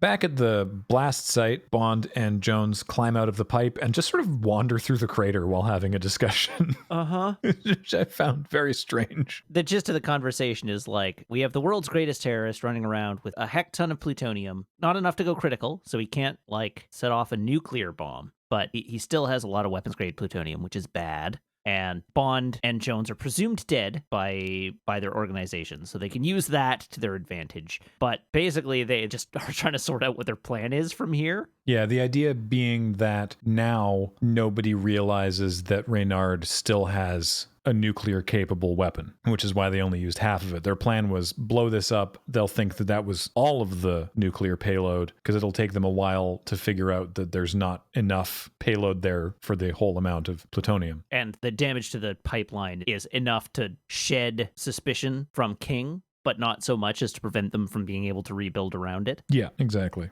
At the end of the scene, Christmas Jones says that she has to figure out how they can deal with this plutonium safely, because if she doesn't get this back, someone's going to have my ass. Bond looks her up and down and says, well, first things first, and gets on the radio.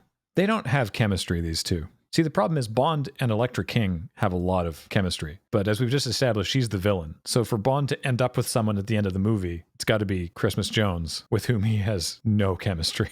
Back at King's house, Reynard arrives home. She's very happy to see him and the plutonium. And she has a present for him, which is M in a jail cell that she has in her house. Because, you know, why not? And this scene kind of acts as Reynard's big monologue, and it's really good. There are like 2 monologues in this scene, even, because King has a good monologue where she lays out a bunch of what is driving her motivation to M as well. Because this is where we learn that not only did her father inherit, but basically like stole his whole like oil empire from her mother and like took credit for it all. And she sort of lays into M for failing her family and has some words with her before she leaves the room. And then Renard gets to have his own little monologue. I was definitely worried this was going to turn into some sort of like torture moment, but really Reynard says that M will die in the morning at noon when everyone else does. I'm not entirely sure if the plan is to actually kill her on purpose or if she will just die as a result of whatever he's going to be doing at noon. But he grabs a little alarm clock from a table of assorted things, puts it on a stool in the middle of the room out of her reach, so that she can watch the clock, because he talks about how every time he hears a ticking clock, he's reminded of the crocodile that ate his hand. No, every time he hears a ticking clock, he's reminded of his own mortality. Which, I mean, is still Captain... Okay, that is a good point. It's like, every time I hear a clock, I'm reminded that I'm going to die someday. And it's like, yeah, join the club, asshole. Anyway, as soon as he's out of the room, M immediately forms a plan, because she realizes that she still has the locator chip from the missile that Bond gave her, and maybe she can do something with that.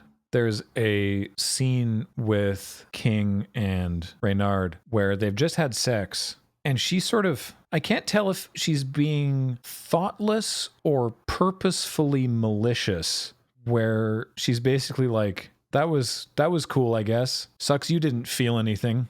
Maybe you could have tried harder, because, like, I can still feel things. Like, he's still... I think what she's saying is that it wasn't very good sex, because he has no sense of feeling and doesn't know that he's not doing a good job. It's definitely a weird scene. Yeah. He gets very angry sad and punches his hand through a table, which causes a lot of blood and a huge... it's hard to watch. A huge splinter goes in, like, one of his knuckles. And he's like, ow, because that doesn't actually hurt, just sort of stares at it. And she comes over and carefully pulls the splinter out. And then she puts ice on his hand and then uses that as an excuse to encourage him to, you know, follow up on his previous failure. Yeah, she puts ice on the wound on his hand and then puts ice in his hand and then puts his hand with the ice on her area. But in like a sexy way. Yeah, you know, the area, but in a sexy way. I don't know. It's like, how PG are we in this? She causes him to pleasure her. This is a weird scene, but this does further exactly who is in control here. Mm-hmm. Brief little scene of M trying to get the alarm clock, and all she ends up doing is knocking the stool over so she can't get it. This is why M is not a field agent. Yes. We cut then to a place subtitled The Caspian Sea, and it's just more of this subplot that doesn't need to be here. This is a fine sequence, but gosh.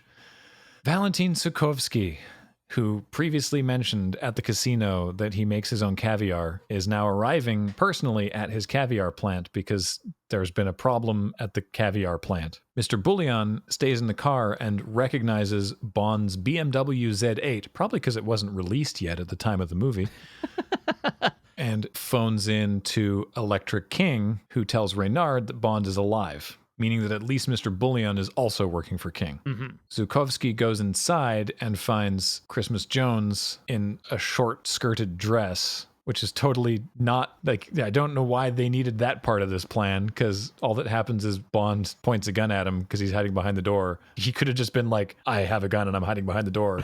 They didn't need to have Christmas Jones dress up to distract it. Anyway, a bit I quite like is that the plant manager that Bond is holding at gunpoint, he's like, okay, you can go. And the guy goes to leave by the door that Valentine just came in through. And Bond grabs him and turns him around and is like, the back door. I quite like that. Yeah. So the piece of information that Bond has put together and the reason he's back haranguing Zukovsky is because of their previous interaction in the casino. He looks at him. He's just like, she walks into your casino, drops $1 million, and nobody bats an eye. What is she paying you for? Because that doesn't happen. So what did you do, and why are you taking her money? Like, on the one hand, Valentine is working with her because he's a criminal, and it's like, okay, sure, it's money, whatever. Yeah. And on the other hand, the personal favor is got a job for his nephew. And he doesn't have any idea what it's for. Yeah. And in fact, he's been misled as to what it's for. Yeah. That is the big thing. Is like he thinks that he has taken this money to provide access to this submarine so that King can transport some illegal goods. That's the story. Like, that's what he knows. Mm-hmm. His nephew has been smuggling goods on this submarine. And so this was an opportunity for him to get his nephew some work and to traffic some goods. He doesn't care what they are. Like, he's an arms dealer anyhow. So he just took the money and arranged the job, and running it through the casino made it semi-legitimate. And while we're learning all this, Bond reveals to Zukovsky that King and Renard are working together, which, of course, Valentine didn't know. And then as the tension in their sort of interrogation ratchets up, we start hearing buzzsaws and helicopters. Where have we heard those sounds before? Oh, God. The tree trimming device. Uh-huh. Did you know they had 2 of them? Well, we know now. Did they have 2 in actuality? I mean, I don't even know if the thing worked in actuality. It seems like a very dangerous thing to actually build. But Bond is startled as the buzzsaw helicopter thing just tears through the side of the cannery. It sure does. And then later in the scene, completely through a BMW Z8. So now we have an action scene takes place around this cannery as helicopters with saw blades on their heads proceed to completely dismantle it, and people with guns shoot at Bond, and Bond shoots at people, and eventually he manages to evade them by, I don't even remember. This is an extended action sequence involving helicopters and razor blades. He blows up one with a Stinger missile from the car, and he blows up the other one by venting gasoline and igniting it to cause a big fireball. Ah, that's right. Which ends up with it exploding, sending massive circular saws unconvincingly all over the place as Zukovsky runs away from them, ending up in a vat of his own caviar where Bond presses him for questions about where to find this submarine. Zukovsky is helped out of the caviar by Mr. Bullion, who is also still alive. And as the cannery collapses, you hear a voiceover from Zukovsky who says, "Insurance company will never believe this." That's actually the second punchline of the joke. He's like, well, at least we still have 4 strong walls. Right, yeah, the ceiling has been ripped open, but at least we still have 4 strong walls. The 4 strong walls collapse. Yeah. So we do learn where the submarine is going to be. Yes, we learn that the submarine is at Electra King's place because it's right on the Black Sea, and there's an interior submarine dock, basically, meaning it won't show up on radar. Right. Zukovsky has a situation room, basically, where they're trying to figure out which of the possible places you could dock a submarine. We see Reynard and his men coming aboard and congratulating the submarine crew with some brandy that obviously won't be poisoned. Definitely not. Yeah. Electra King comes in to further gloat at M. I don't know why she's there. She just walks in, looks at her, and is like, and then goes to leave. And as she's on her way out, M is like, wait, what time is it? And King looks at the clock on the floor, picks it up, and puts it directly on the bars of the jail cell beside M. and says, "Time to die." But I was told there's no time to die. That's the whole reason we're doing this. God, this movie ruins everything. So M quickly grabs the clock and rips out the 9-volt battery and rigs it up to the transponder signal, and then they get the signal back in Zukovsky's Situation Room. And Mr. Bouillon, who's been clutching this briefcase the whole time, beats a hasty exit, and Bond notices that he left the briefcase behind and yells, "Bomb!" And they dive, and indeed it was a bomb, and everyone in the Situation Room is dead. Bond and Christmas Jones run outside and are met at gunpoint by Mr. Bouillon and King's bodyguard. So yeah, all the submarine crew are indeed dead. How did they die?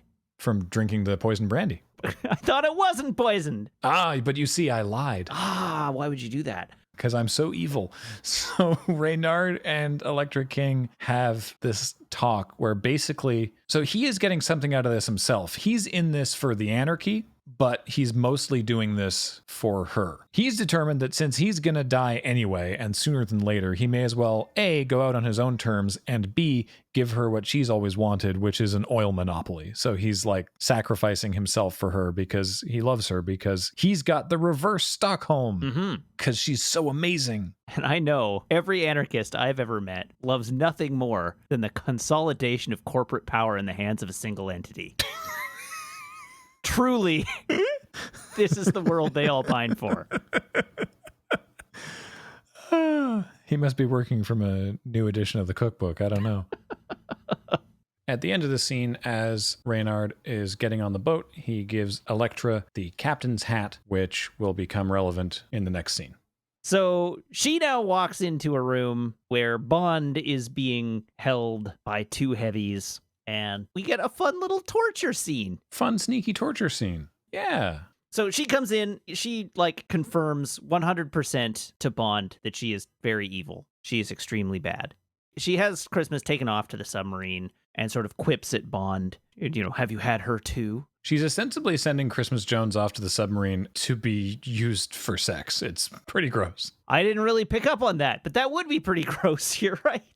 It is going to be her ultimate demise as well. Putting her on the submarine guarantees she dies, because everybody who's going to be on the submarine is going to die. Yeah. We also get the title drop of the movie after King taunts Bond. Yeah, she's like, "What do you want, the world?" He's like, "No, the world is not enough." And then she's like, "Oh, words to live by? Family motto. Haha. They said the title of the film. They worked it in. Yay."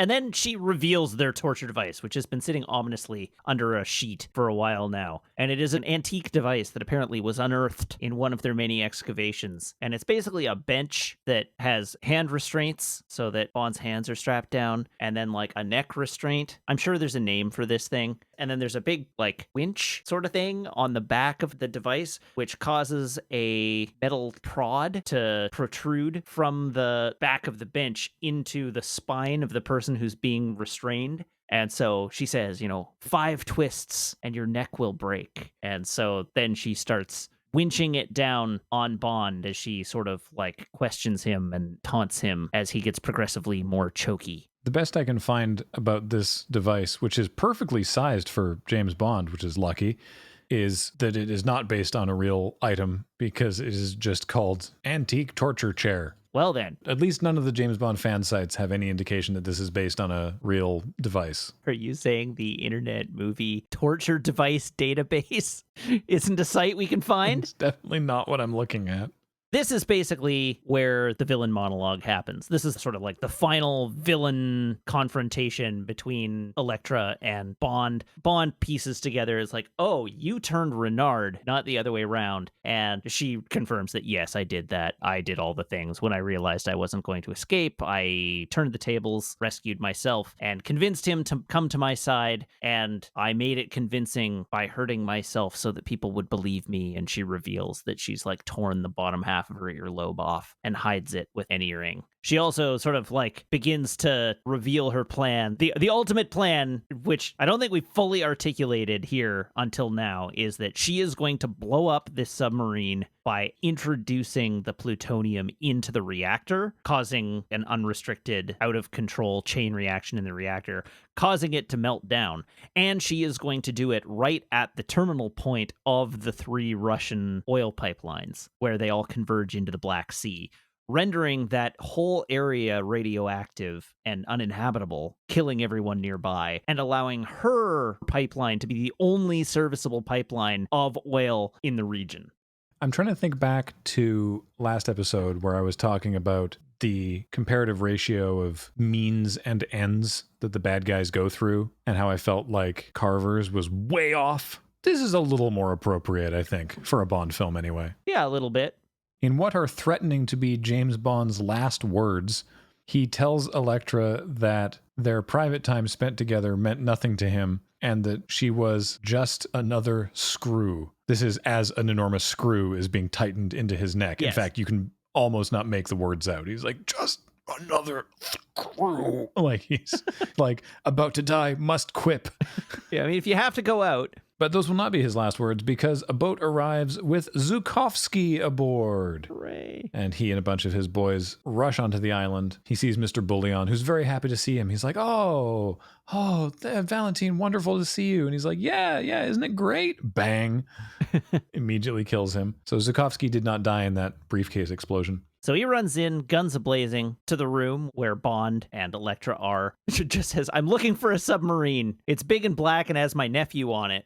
And upon looking around the room, sees the captain's hat and realizes what has happened. So he says, bring it to me. And Elektra picks up the hat and something underneath it and walks over towards Valentine and proceeds to fire the gun that she's holding in her hand, hidden by the hat, at Zhukovsky, shooting him and causing him to fall to the ground, apparently dead. But before he passes away, he activates the gun hidden in his walking stick, trains it on Elektra King, who looks shocked, but then moves it over to James and shoots one of his manacles, the one away from King, so she doesn't see that this has happened. And then he smiles at James and dies, which is a shame because I did like him as a character, even if his subplot just made this movie needlessly padded and confusing. Mm-hmm. Elektra comments, he really hated you. Yeah.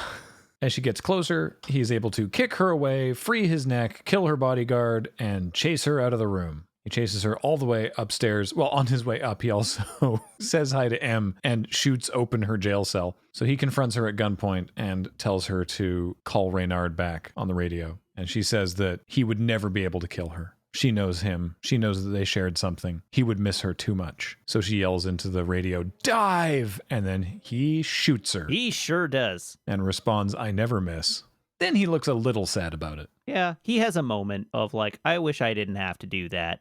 And then he's back at the job. Yeah, and M sees that he had to do that. But yes, there is no time to waste. As the submarine is about to dive, they're just closing the top hatch, so he leaps off the balcony, down to the bottom, into the water, into the hatch, holds a guy at gunpoint, rescues Christmas Jones, and now the two of them are on the submarine. All right, so I've got one question for you. Yeah. You're the captain of a submarine. Yep. Do you begin diving the submarine before or after you close the hatch? After? Typically, yeah. But in Reynard's defense, he's not a submarine captain.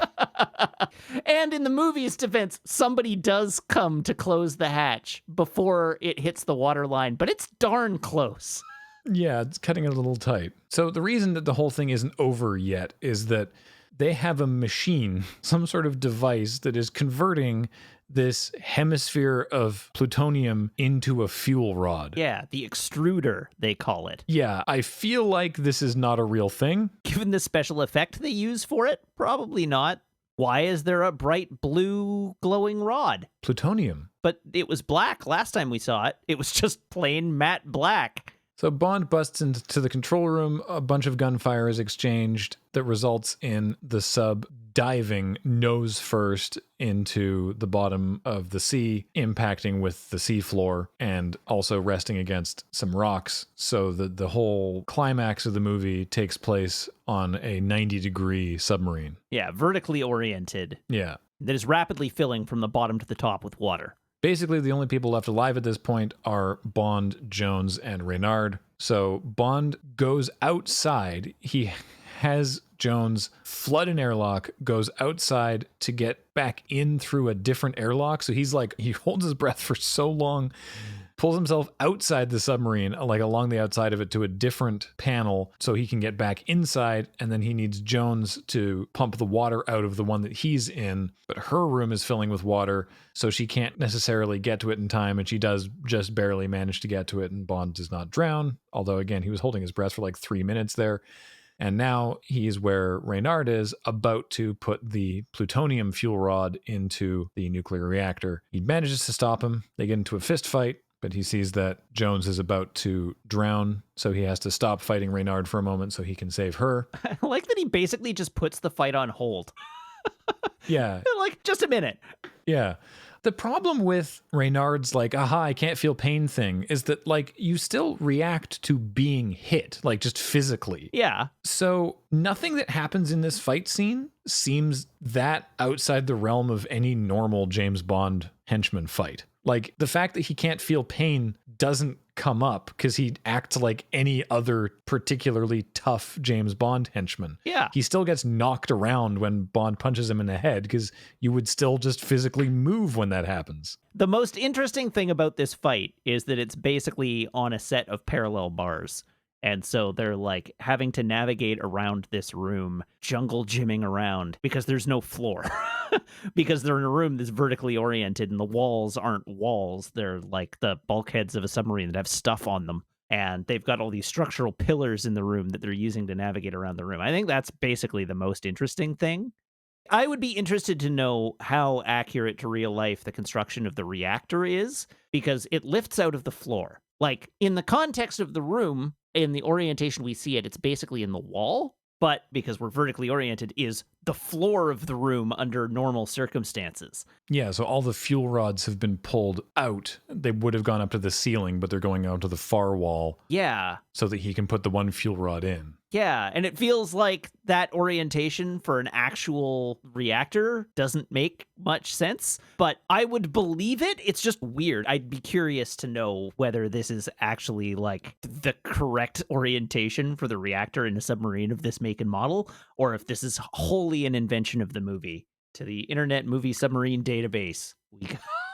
Probably the latter, but yeah. Yeah. This goes on for some time, and the end result of it is that just as Reynard manages to get the last rod into place, Bond reconnects a hydraulic line that allows him to forcibly eject any particular fuel rod, and he picks that one, and Reynard looks up at him, still standing in front of the thing, and Bond says to him, "She's waiting for you," and he looks kind of happy about this. He's like, "Oh, okay." And then he ejects it, and it fires out of the wall into his chest, saving the day and killing Reynard. Cool. Movie over, right? Oh, wait, no, we're still in a submarine at the bottom of the ocean.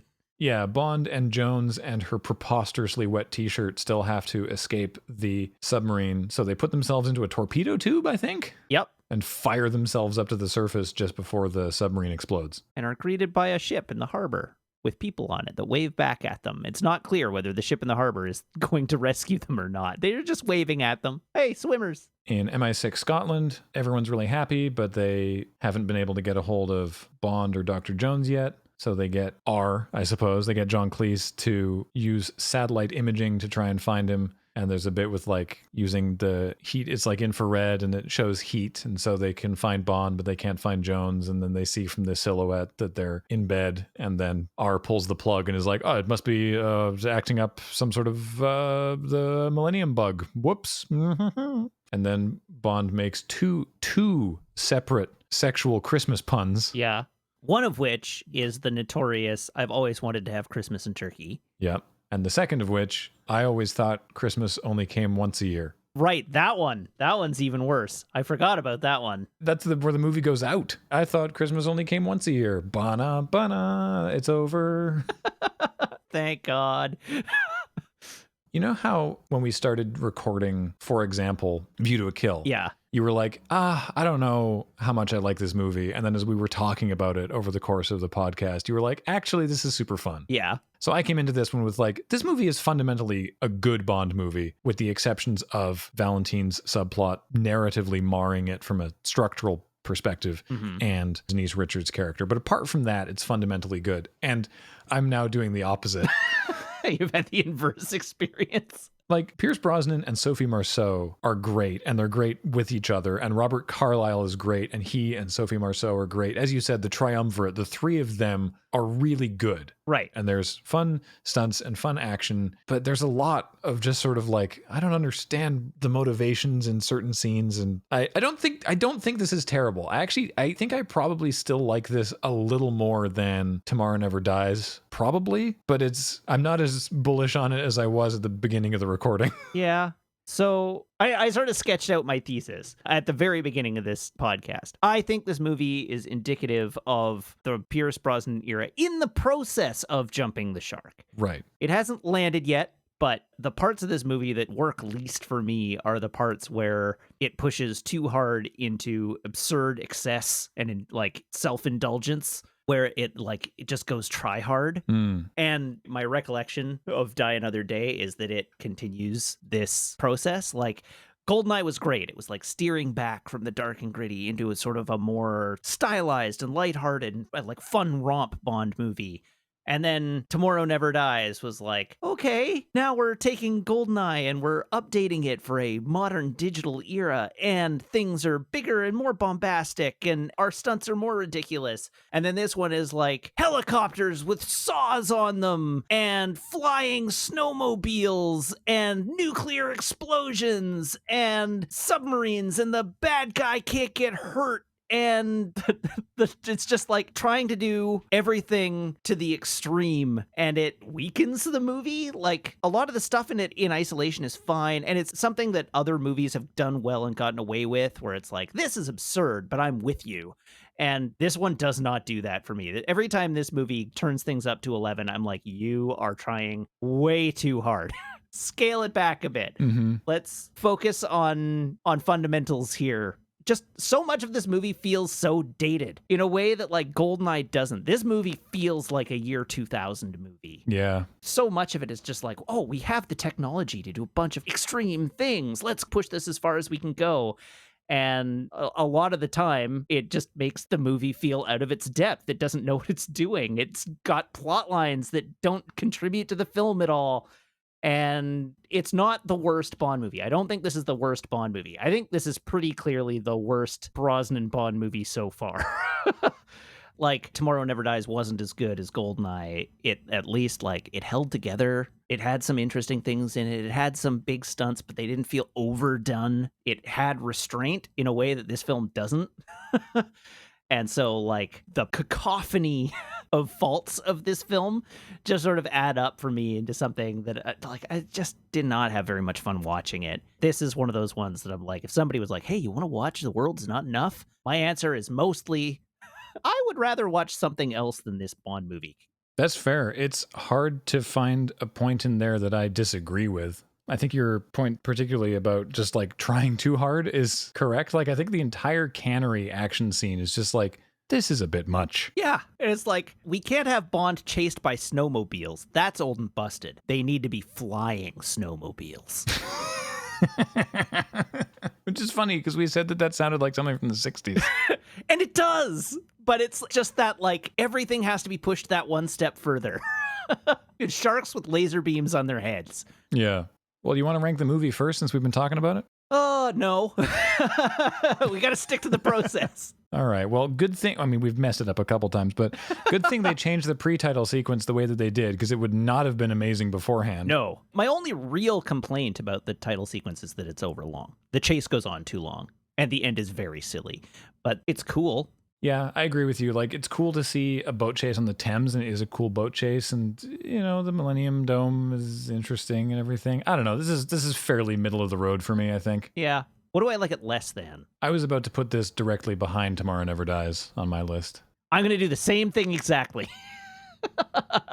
All right. This goes immediately behind Tomorrow Never Dies for me. In my case, that's above View to a Kill. In your case, that's above Goldfinger. Okay, next is the song.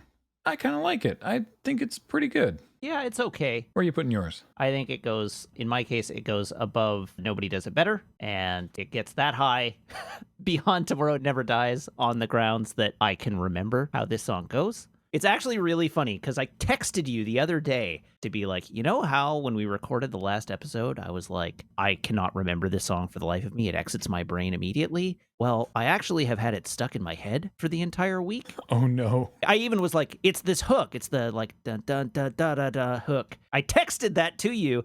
And now, having watched this and put The World Is Not Enough in my head, I cannot for the life of me bring Tomorrow Never Dies to mind. You're free now. Well, now I've got The World Is Not Enough stuck in my head. Well, it's different at least. Hey, it's a better song. A different song. But anyhow, it was just, I found it funny that I had made a liar out of myself by being unable to forget Tomorrow Never Dies. And now I've forgotten Tomorrow Never Dies. So my conscience is clear. I was correct. It just took a little longer to exit my brain this time than usual. Fair enough. I'm going to put it one higher than you, which is to say just the other side of License to Kill. Oh, okay. I wasn't blown away, but it wasn't terrible. Yeah. Now we are here on the ranking of the film. Yes. The grand ranking. Where does it live, Graham?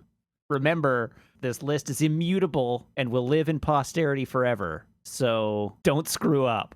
Jeez. Well, I don't know. Where are you thinking? Oh, I already know where it's going. Okay, where are you putting it? It goes between Tomorrow Never Dies and The Man with the Golden Gun. Fair enough. I elected to put it above The Man with the Golden Gun on the grounds that this movie is not mean. Like, this movie does some good things that I like. It has some clever plot beats that I like. It mostly doesn't work, but the core of it is good, and the acting is good. Both have a wasted female character, but at least this movie just doesn't know what to do with Christmas Jones. It's not actively hostile to her. Yeah, that's a positive at least. Yeah, in retrospect, I actually do prefer Tomorrow Never Dies to this one. So the question is how much? By a couple. I prefer Moonraker to this one. I'm going to put this between Moonraker and Thunderball. Okay. Which actually means I rated this movie higher than you did. The list is immutable and will live forever. Well, gird up your loins, everybody, because next episode is Die Another Day. Sure is. Haven't seen it since it came out. Not looking forward to it. Oh, I don't want to spoil anything. Sometimes we talk about the things we remember from the movie at the end of the preceding episode, but I don't want to spoil anything for you. Oh, I remember it pretty clearly, actually. I realized that's a lie. I have, because I did that watch along again a couple years ago. So I have seen it since theaters. And yeah. So the final thing is, what was your Bond moment of the movie? I claimed strict adherence to process, and now I'm throwing this in at the end. But our process at this point is basically to forget to do this, so it still counts. What was yours? You had one. I did have one, and mine was assaulting the goon in the casino while ordering a martini. Right. I like the quipping and then realizing that the snowmobile paraglider wasn't dead yet, and then looking annoyed that the quip is now meaningless. No one else got to hear it but him, but he was like, oh, dang it. Yeah. There we go. That's going to do it. All right. Next episode, we are indeed looking at 2002's Die Another Day. And look, we're all in this together, so let's do it. Until then, Matt, thank you always for doing this. It's always a pleasure. Yeah. Want to thank Featherweight for the art. Want to thank Matt Griffiths for his tireless work on the video version. Shout out to Kathleen, actually, also, who's helped me do some of the audio edits for a couple of the recent episodes. And, of course, all of you and your kind support of our Patreon at patreon.com/loadingreadyrun, because it helps us do everything that we do, including this show. So until next time, this podcast will return.